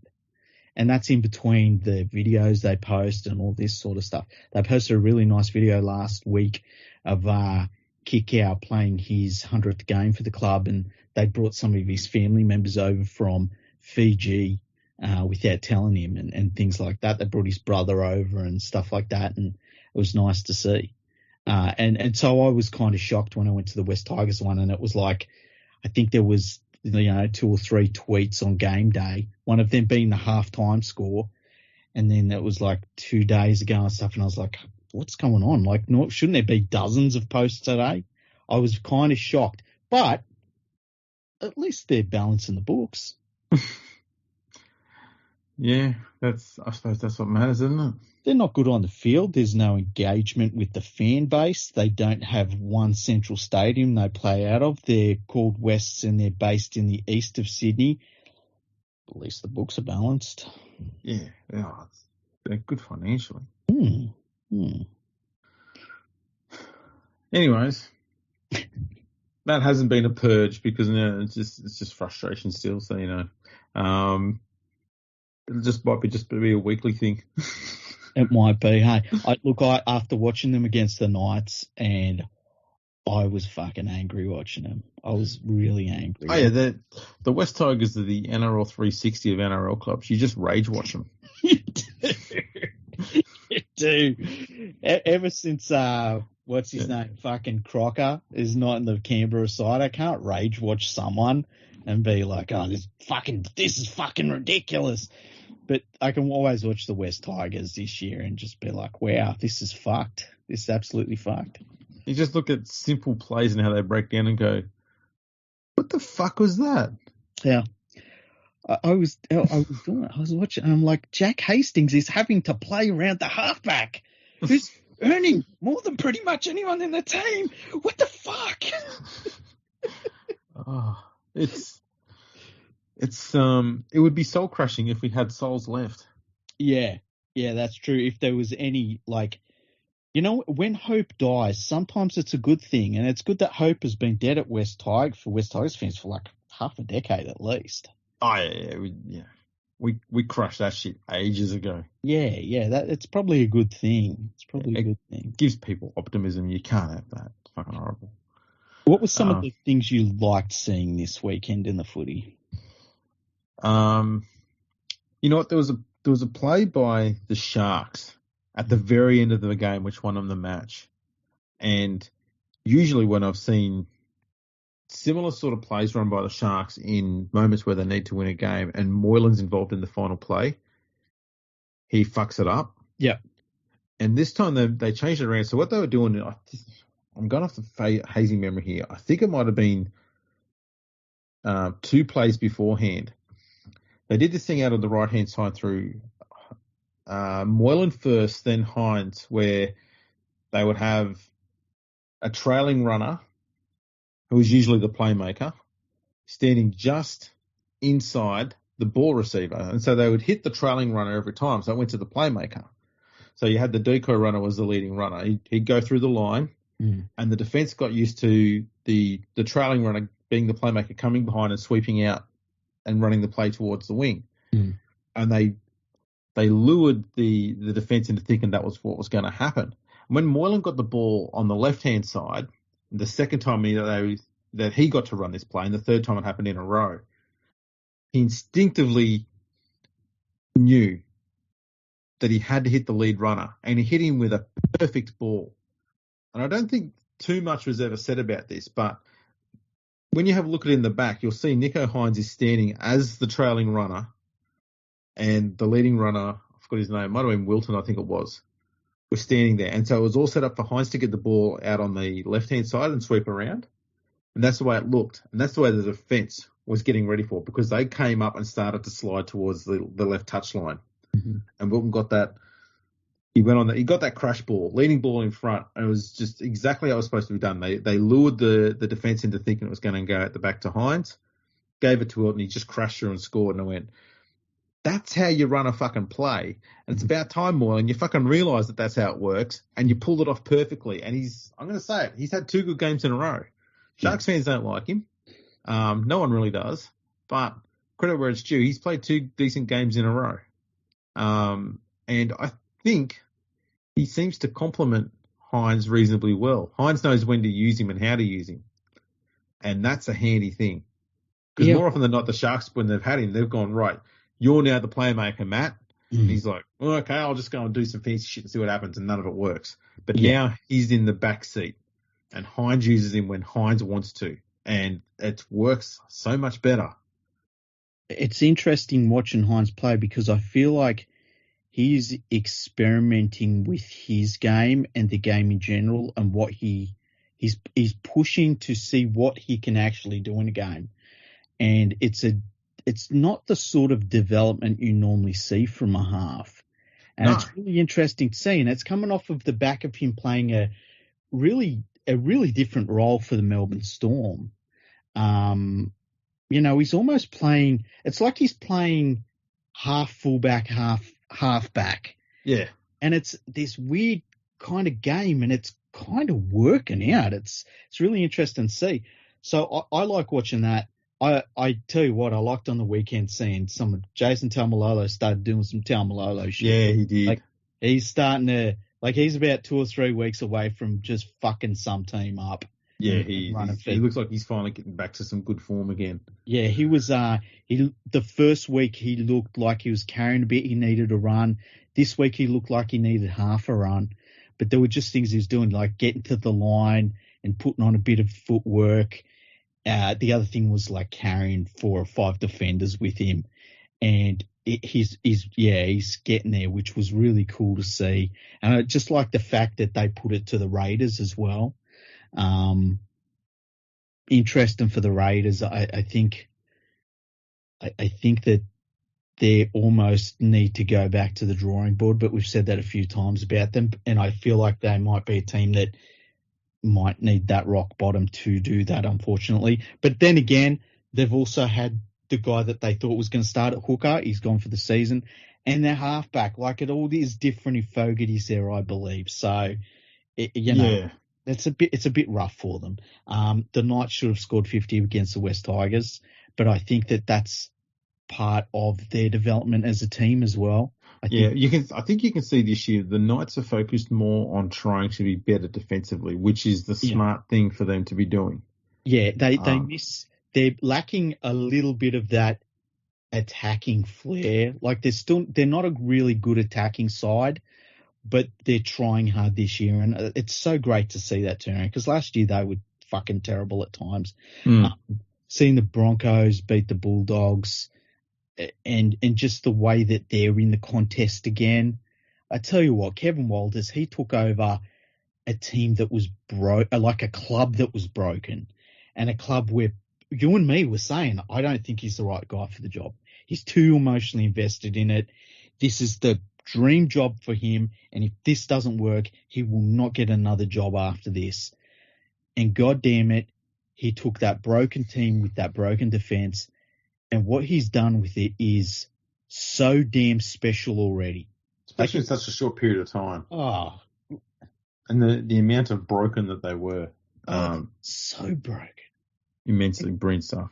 And he's with less of a side than the previous guy had broken to. Like, can you imagine what Walters would be doing with that team? Yeah.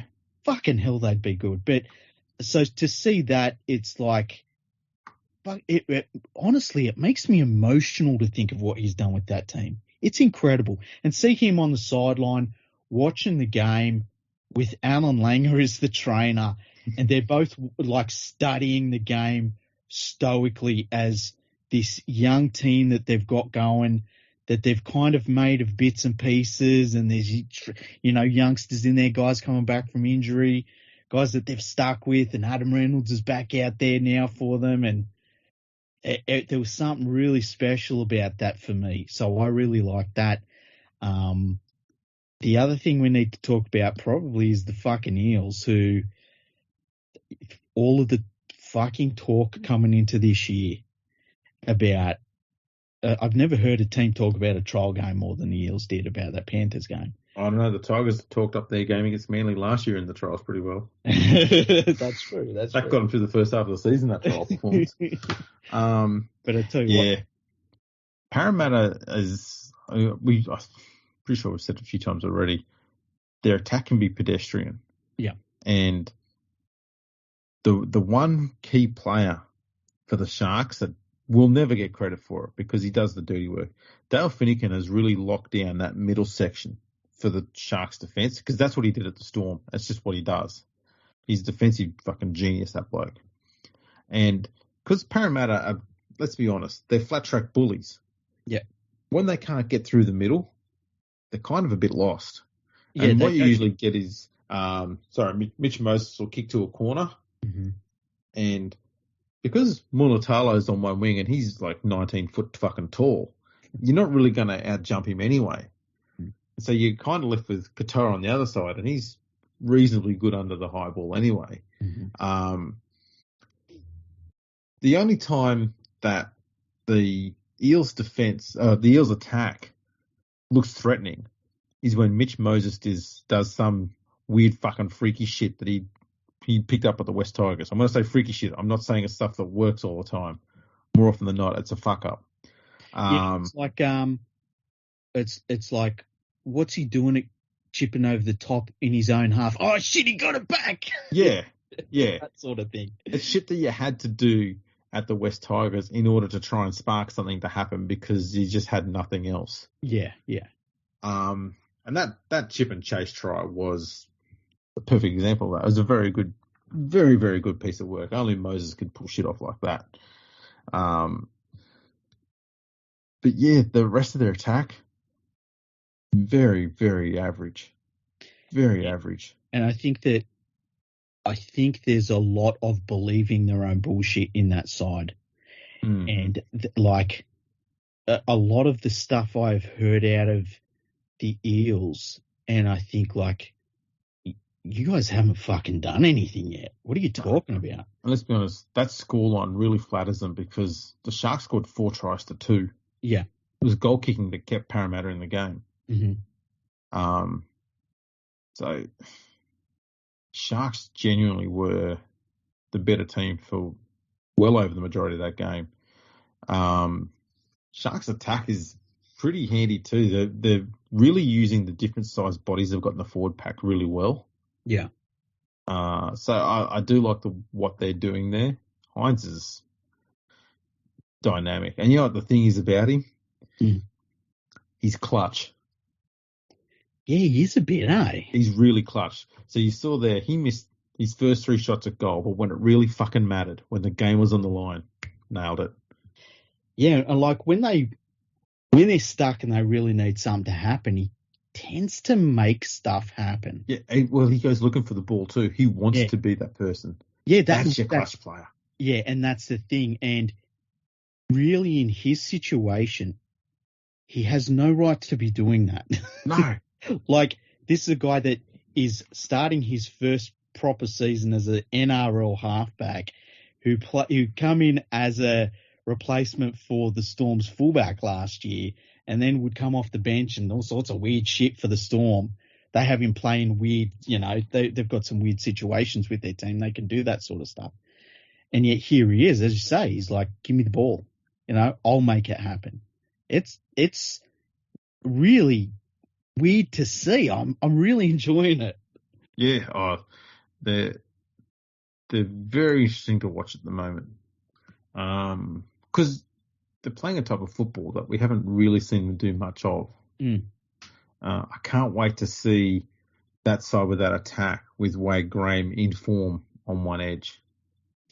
Yeah, that's just going to add another dimension to the attack, so to speak. Interesting to see how that opens up. I think that could also unleash Bubba Kennedy too, because when he's on, he's so damn good. He can tear you apart.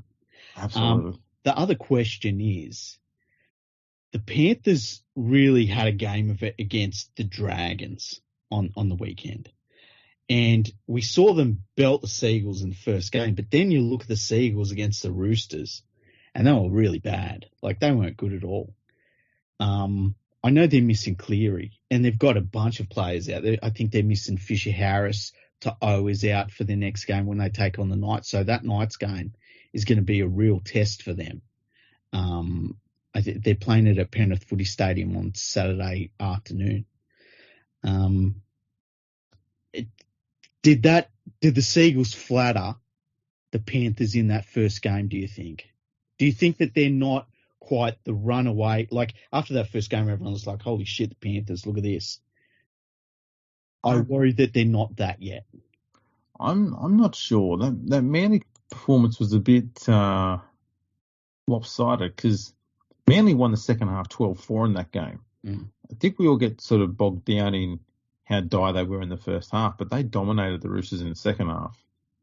So it was generally, as is the going phrase at the moment, it was a game of two halves. Yeah. I don't know. Manly's quite a bit off the pace for, their own pace, I should say. Mm-hmm. But they're not, I don't think they're that atrocious. So I don't think Manly flattered Penrith too much last week. Oh, in round one. Yeah. I think Penrith are probably a little bit flatter last week than what they were against Manly. I think they might have taken a bit too much confidence from the game against Manly. if there's a way of putting it. Yeah, I get that. Because essentially, if we're being honest, that freakish try by Kickout is probably the thing that won the game for Penrith in the end. Yeah, well, look, and that they had so many decisions go against the Dragons had so many decisions go against them. You know, there was a couple of at one point in the Panthers Dragons game, O'Sullivan runs to the line, passes it at the last split second, and gets hit in a tackle. And a legal tackle too. Let's be honest. Yeah, completely legal. And the guy gets sent to the bin for, you know, hitting a playmaker after when he didn't have the forms. Like ludicrous. Absolutely. You know, and I blew up on Twitter. I was like, you can't fucking run at an NRL defensive line, flick ball the pass at the last second and not expect to be blasted. Like, everyone's trying to blast you. What do you expect? And the problem is you get someone commentating like Andrew Johns who's like, got to protect the playmakers. It's like, well, that doesn't mean that the playmaker can't be tackled. And I tell you what, there are a couple of instances during the weekend where I saw one instance, I can't even remember what game it was from, but it might have been Adam Reynolds kicked the ball. And he was hitting a legal tackle when he'd kicked the ball. And they said that he was tackled in the air. And so it was a dangerous play. And it's like the player literally tackled him as he was kicking the ball. He wrapped his arms around him. I thought it was a completely legal tackle, but because he was in the air, because he'd kicked the ball, they said it was illegal. I think that we've got a lot of decisions that feel like the officials and the referees just call what they're told to. I think the game. Yeah, look, I think the kicking one is purely because as you're kicking the ball, there's nothing you can do to defend yourself if you're going to get tackled. And I think that's the only reason why that rule's there. Also because there was a few players who would go after the knees of the kicker. But this is like absolute dog act. I get it not tackling their legs, right? Yeah. I completely understand that. But if a guy's kicking the ball and you getting him up around his chest. Just wrapping your arms around like a little cuddle. Yeah, like that should be completely fucking. What's wrong with that? I see nothing wrong with that. That's yeah. I tell you another one I saw. I think it might have been last weekend. There was a player kicking the ball, and one of the defensive players come in at an angle and threw himself across the front of him to try and charge down the ball. Yep. And that was called attacking the legs. Yes. Rather than a charge down, and that was penalised. Mm-hmm. And I thought that was a bad call as well. Yes, it is. There's rules in place which are common sense, like the one I just mentioned about, you know, looking after a kicker because he can't defend himself. There's nothing he can do about it when he's trying to kick a ball and his arms are in the air and he's got 1 foot to land on and some bloke's trying to tackle that around the knee. Yeah. That's fair enough. This talk of we've got to protect the playmaker in the line when O'Sullivan got hit, I don't like it because what if it's, for argument's sake, Viliame Kickout doing exactly the same thing? Because he's not known as a playmaker, does that mean it's a legal hit? Because he's bigger and not likely to fall over like a little half wheel, does that mean it's legal? The answer is no, because the hit itself wasn't illegal. It's a stupid decision, a stupid rule. And I think the one thing we might see out of this is, you know, we've got that HIA official that's now in the bunker. Yeah. If the NRL are smart, if a player decides to stay down to milk a penalty after something like that, that guy needs to say, you automatically come off the field. 15 minutes off the field, we do a HIA assessment, whether you've got a knock or not. Try and stop that milking going on there. And it might actually try and reduce the number of penalties that are incorrectly given in that situation. There was a player that did, and once again, I forget the game. I should write this stuff down. The player that stayed down after a hit, and he did have to come from the field. And it was pretty clear he didn't have a concussion. He was allowed to come back. But it was pretty clear that he had stayed down for a different penalty. And he'd been taken off because the bunker said he needs to have a head assessment. And that it's interesting to bring that up because I thought the exact same thing. I thought if this shit continues, they're going to say, get the fuck to your feet as soon as you can. Now, it's not good if a player has been hit in the head, but I think that that's obviously where the people in the bunkie should be really coming in and fixing that part of it up. But I think it will stop that milking of penalties where you see players stay down. I tell you another situation I saw on the weekend, and it was in the West Tigers game. Offengowie copped a stray boot and it cut his head open, and he stayed down up the field. Now, the trainer for the West Tigers was waving for the game to be stopped, and play continued, and the West Tigers were defending their line against the Newcastle Knights. And it reminded me of, remember that in that documentary where fucking Maguire was going off his head saying, tell him to stop the game. And I could just imagine he's probably saying the same thing because coaches are fucking cunts like that, you know. Well, if there's a rule to exploit, they will exploit it. Yes, very true.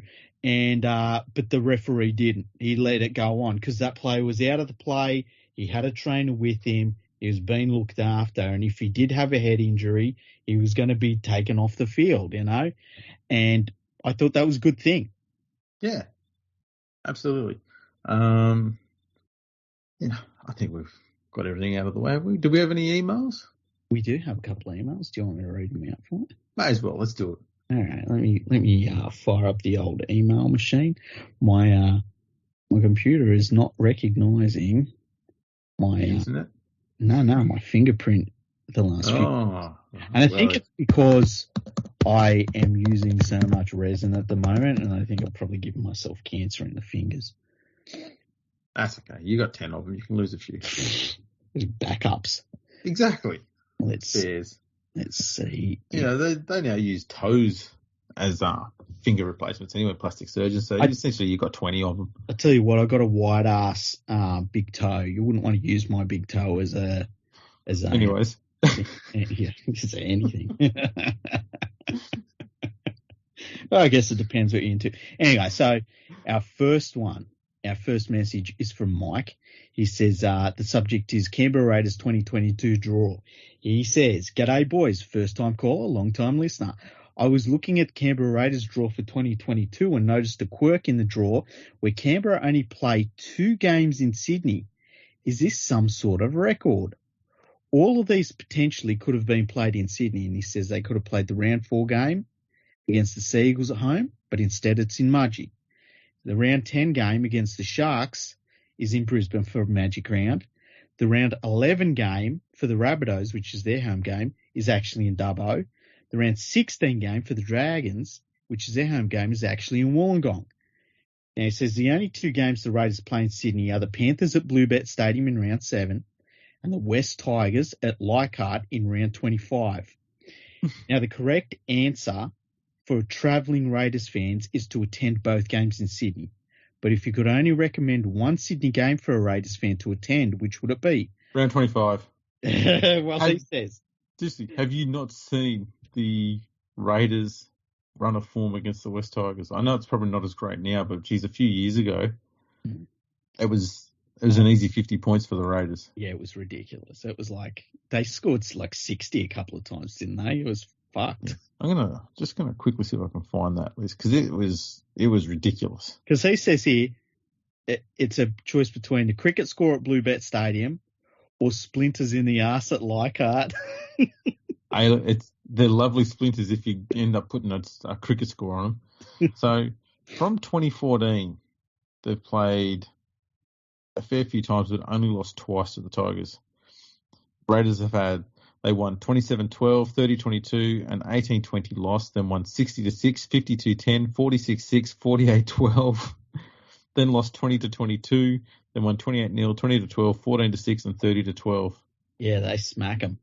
They really do. He says, love your work, boys, MJ. I'm wondering actually when the last time Canberra played at Leichhardt, because I don't think they've been there for a while. I'm going to say 4 years ago.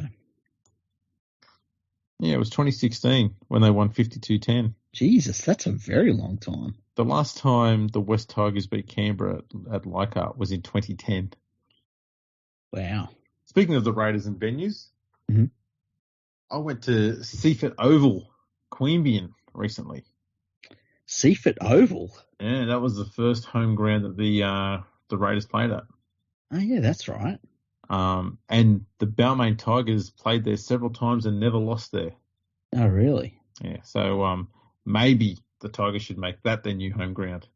West Tigers. Why the fuck not? I guess they're west of something. There's got to be something between them and the coast. I don't know what. And it's a good-looking ground too. Oh, really? Yeah, like it's not a huge stadium thing, but as far as the suburban ground goes, looks better than many of the suburban grounds in Sydney. It was weird seeing that we chatted about this in DMs a little bit. The Sharks shut down their stadium for, 2 years or something. Yeah. Come back and it fucking looks the exact same. I thought there'd be something different. Scaffolding everywhere. Yeah, it's like, I understand they've got lots of other shit going on in there. Yeah, there's a ton of developments going on around it. And don't quote me on it, but I've got a feeling that they've got to change the entrance to the Leagues Club, because I think you used to go to the entrance to the League Club via the car park, but the car park's now going to have a fucking tower of units or resident or retail shit or something like that in it.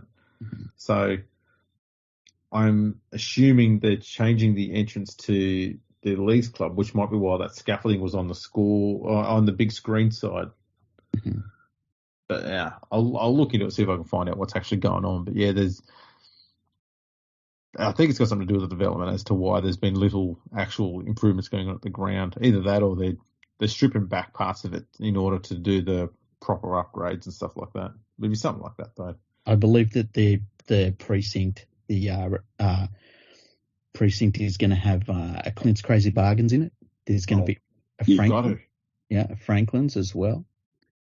Franklin's are big in the Shire. Yeah. There's going to be a Connor clothing store. It's a given. You got to have a YD. A YD store. What's the other one there? Tarakash could have one of those as well. Yeah, definitely. Just in case you've got to go to court.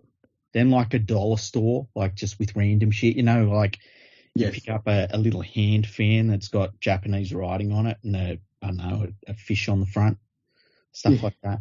One of those hats that's got the fan on it that you wear, Yes, definitely. Yeah. Things takes an AA size battery and it stops working after the battery goes flat.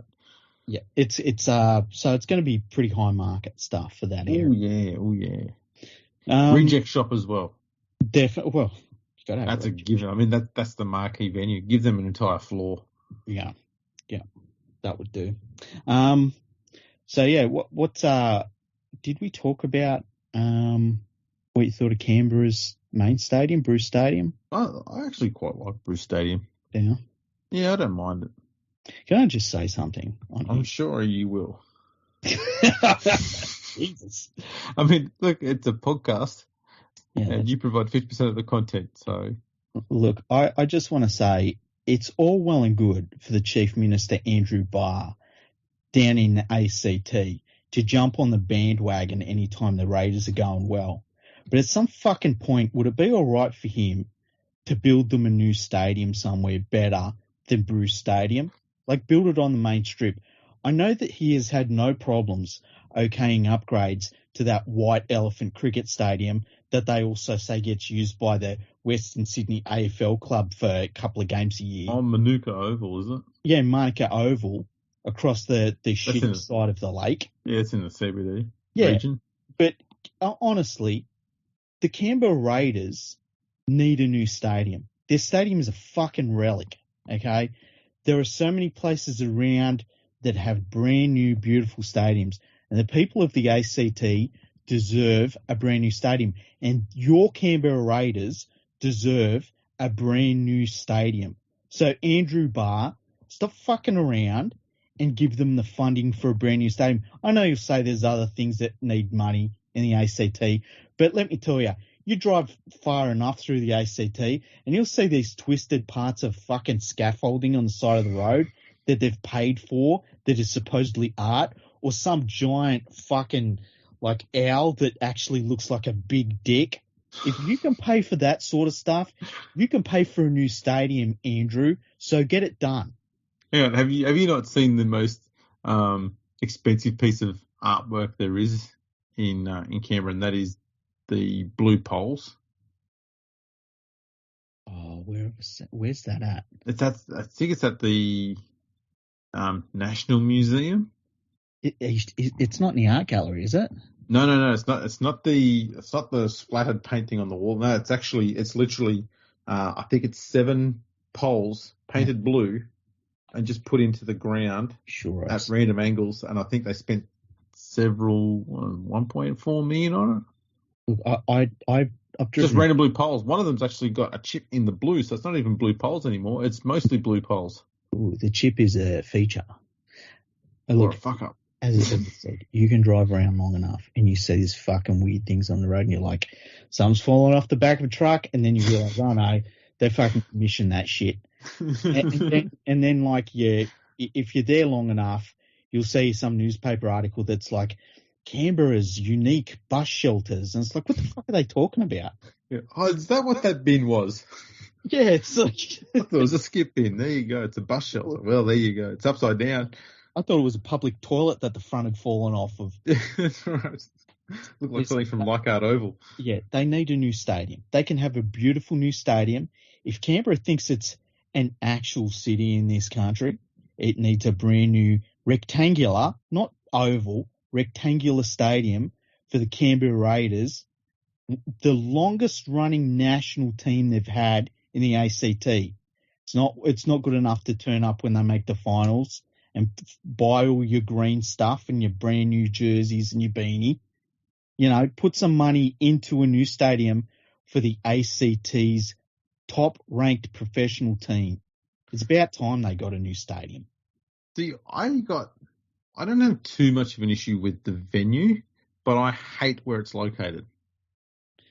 It's in a weird place. It's in a bit of a in-between. It's fucked. Yeah, an in-between out-of-the-way place. It should be on the main drag. I can't remember what the name of the main drag is.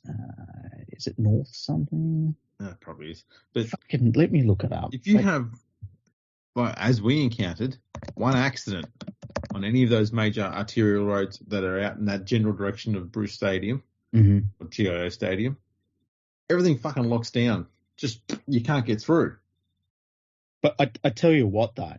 And why isn't there at least a train that goes out there? But you were staying over in, can I say? No, it doesn't matter. We're staying in the city. So it should be a 20-minute drive. Okay, it's Northbourne. I tell you what, the stadium should be on Northbourne Avenue. I don't know what you'd fucking get rid of. There's plenty of stuff you can get rid of in Canberra, though. Hey, let's be surveyors. What can we wipe out? Let's try and find something there. So let's hang on. So Murray's coaches. No, you kind of need Murray's coaches. Yeah, Murray's a good bloke. Yeah. I mean, there's some green area there. You can fucking use that part. Executive compartments. Let's see. What's that green area there? Egg Park. It's been a while since I've been down there because, you know, fucking who wants to get fucking Canberra? Alan Ray Oval. We can just make that rectangular, can't we? Probably could. I would imagine if they had a beautiful brand new stadium. You're driving down Northbourne Avenue and you see this beautiful new stadium. You know, you get Raiders over it. You're like, oh, that's where the team that represents the nation's capital plays. It'd be beautiful. And even better if it was enclosed so you could have big events, big concerts there. It doesn't matter if it's winter or whatever. And everyone's just happy. Everyone's inside the stadium. They're nice and warm and shit like that. Yeah, because that is a problem when you get there in the middle of winter and you've got one of those twilight games. Yeah. And you can count to 10 from when the sun goes behind the stadium and the temperature goes from 20 degrees to minus 37. Mm-hmm. Yeah, it's pretty quick. Yeah, it happens fast. And like you usually turn to a solid block of ice before you get to 7. Yes. You know the best place for a stadium? Go right to the end of Northbourne, go to City Hill. Imagine if there was a stadium right fucking there and a smack bang in the middle of Canberra.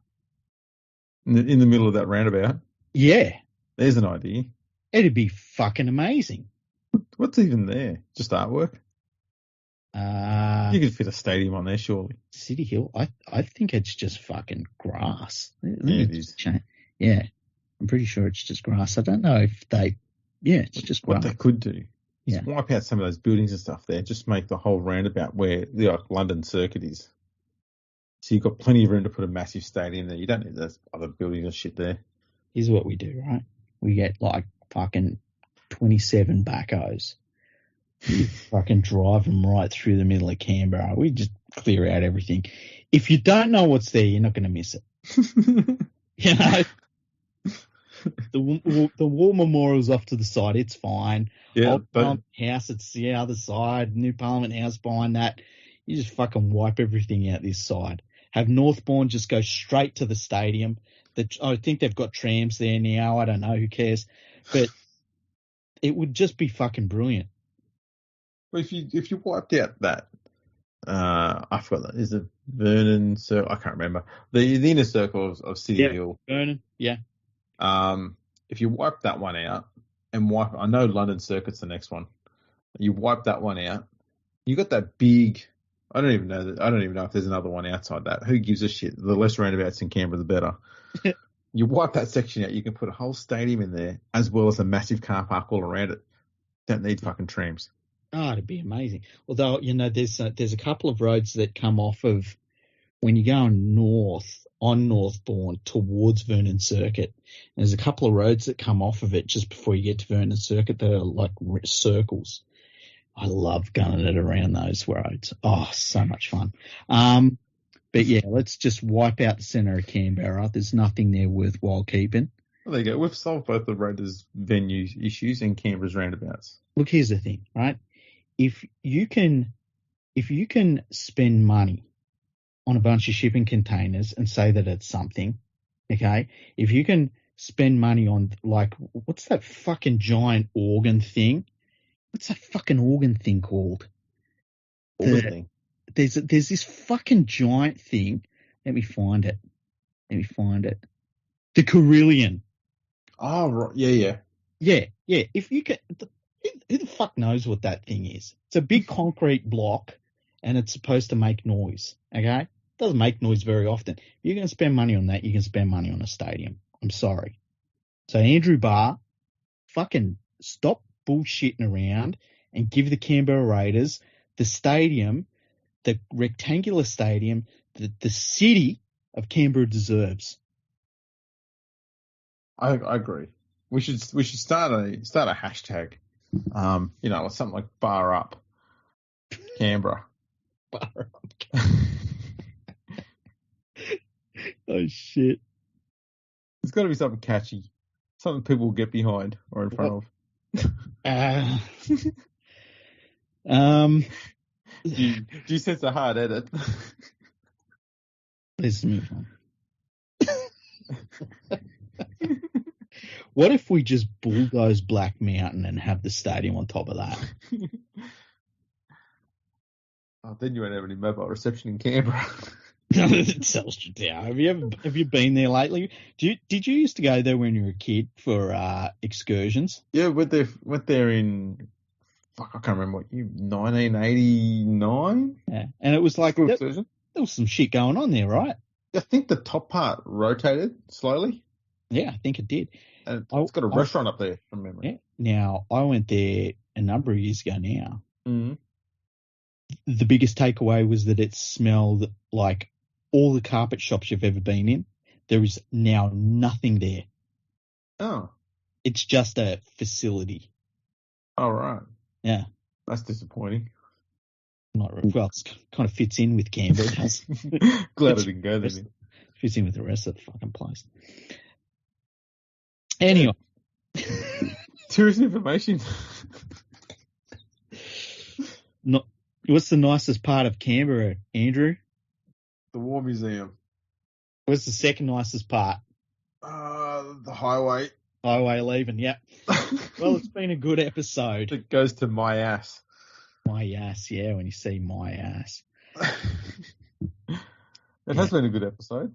Yeah. We've covered a fair bit. We have. I don't know what we're going to call this. Yeah. We'll sort that out. Yeah, we always come up with some creative. Hopefully it's a fucking creative title, because if you listen for this long and it's a bog standard title, maybe we should call it bog standard title, huh? Insert title here. Insert title. That could work. So if somebody was going to track you down on the interwebs, where would they find you? Well, easiest place to go to find me and the podcast is to go to Twitter and Instagram. Mm-hmm. And you can go to at Fergo Freak Pod on both of those. You'll catch all of us there. You, me, everybody else involved with the podcast, except for the interns. Fuck them. And fuck them. Yeah. But yeah, we're all there. You and me are all there. You also find us on Facebook, LinkedIn, YouTube, MySpace. Is there anything else? That's it. So go to all of those. Subscribe, like everything that we do there, because let's be honest, you should, and everything's likable. Mm-hmm. It's just what we are. Likeable rogues. Yeah. We've also got a website, Freaky. Give us a bit of a chat about the website. How's it going? The website, the title of the website is fergoandthefreak.com. And on this website, you can find links to every single podcast we've had. You can see links to every history podcast we've done, to every single guest we've had on the podcast. It's quite informative in regards to what you can really be expecting from our podcast overall. So if you've never listened to our podcast, I suggest you go there first before listening to our podcast. Exactly. And catch up on all the episodes. 100%. Like right now. How long would it take? That's 800 odd hours. You've got a few weeks. You'll be fine. Yeah. Hey, we missed an email. Should we do this other email? Yeah, fuck it. Why not? Okay, it's from Lambretta. Oh, right. Yeah, well, absolutely. That's why I wanted to get to it. He said, his subject is Salford. He said, love the Super League draft episode regarding cities and renaming Salford as Manchester. Salford is the name of a metropolitan borough in the... Sorry, I fucking woke up again. I'm sorry. All right. I heard something about rabbits. Okay, let me see. Metropolitan borough. What? Okay. It's a collection of small towns, none of which is called Salford. A bit like Trafford, except Salford is a city too. It's part of the what's that word? As part of a place which is adjacent to the city of Manchester, west of Irwell. Never heard of Irwell. So if you want to include cities, you can include Salford, and there's no need to call a team by the name belonging to a completely different city. Salford isn't a suburb, it's a city. Keep up the great work. P.S. Perth is in Scotland, so there's no need to fly to Australia. That's a good point. Right, I've learnt too much about Salford now. Yeah, I've heard this thing. Salford's a city in its own right. Okay. I call bullshit. Can I ask you how many people should be living in a place for it to be called a city? That's a good point. City. I would say you got to have at least 1 million people, surely. Oh, so 103,000 is not quite enough? No. Oh, right. No. Yeah, Salford's not a city. Look, I walked from Manchester Stadium, which I believe is in Trafford, right? Mm-hmm. I walked from there and ended up in Salford. You can't walk from one city to another. Okay? Yeah, that seems a bit small. That sounds very townish to me. Yeah. And the thing is, like, if you look on a map and you've got a big name and right next to it is a much smaller name, that's not a fucking city. It's like saying Parramatta's a city, separate from Sydney. Yeah. Yeah, it doesn't quite work that way. Yeah, I'll set you on fire if you suggest that. I will literally say I know it's very aggressive. And I'm only joking, if anyone. I like the fact you're very certain about this. Well, it's true. It's true. That's all right. I mean, I'm not arguing with you. It's like if somebody said Blacktown is a city in its own right, separate from Sydney. I will beat your fucking head in with a baseball bat. I will leave you lying in a fucking pool of your own slop like Glenn in The Walking Dead, okay? You will not survive if you say that to me. Everything's a joke. I'm just joking, people. Except for the thing where you're right. Yeah, and the threat as well. Yeah, that's right. That's right. It's all good. Was that all that Lambretta had to say? Yeah, that was. That was. Let's hope he's learned his lesson. Listen, Lambretta. I'm sorry, brother. Salford is not a fucking city. If Salford was a city, you wouldn't have to tell me it's a fucking city. Well, there we go. Yeah, that's pretty much it, isn't it? Yeah, it is. I think we've threatened the right people. We've called for jobs.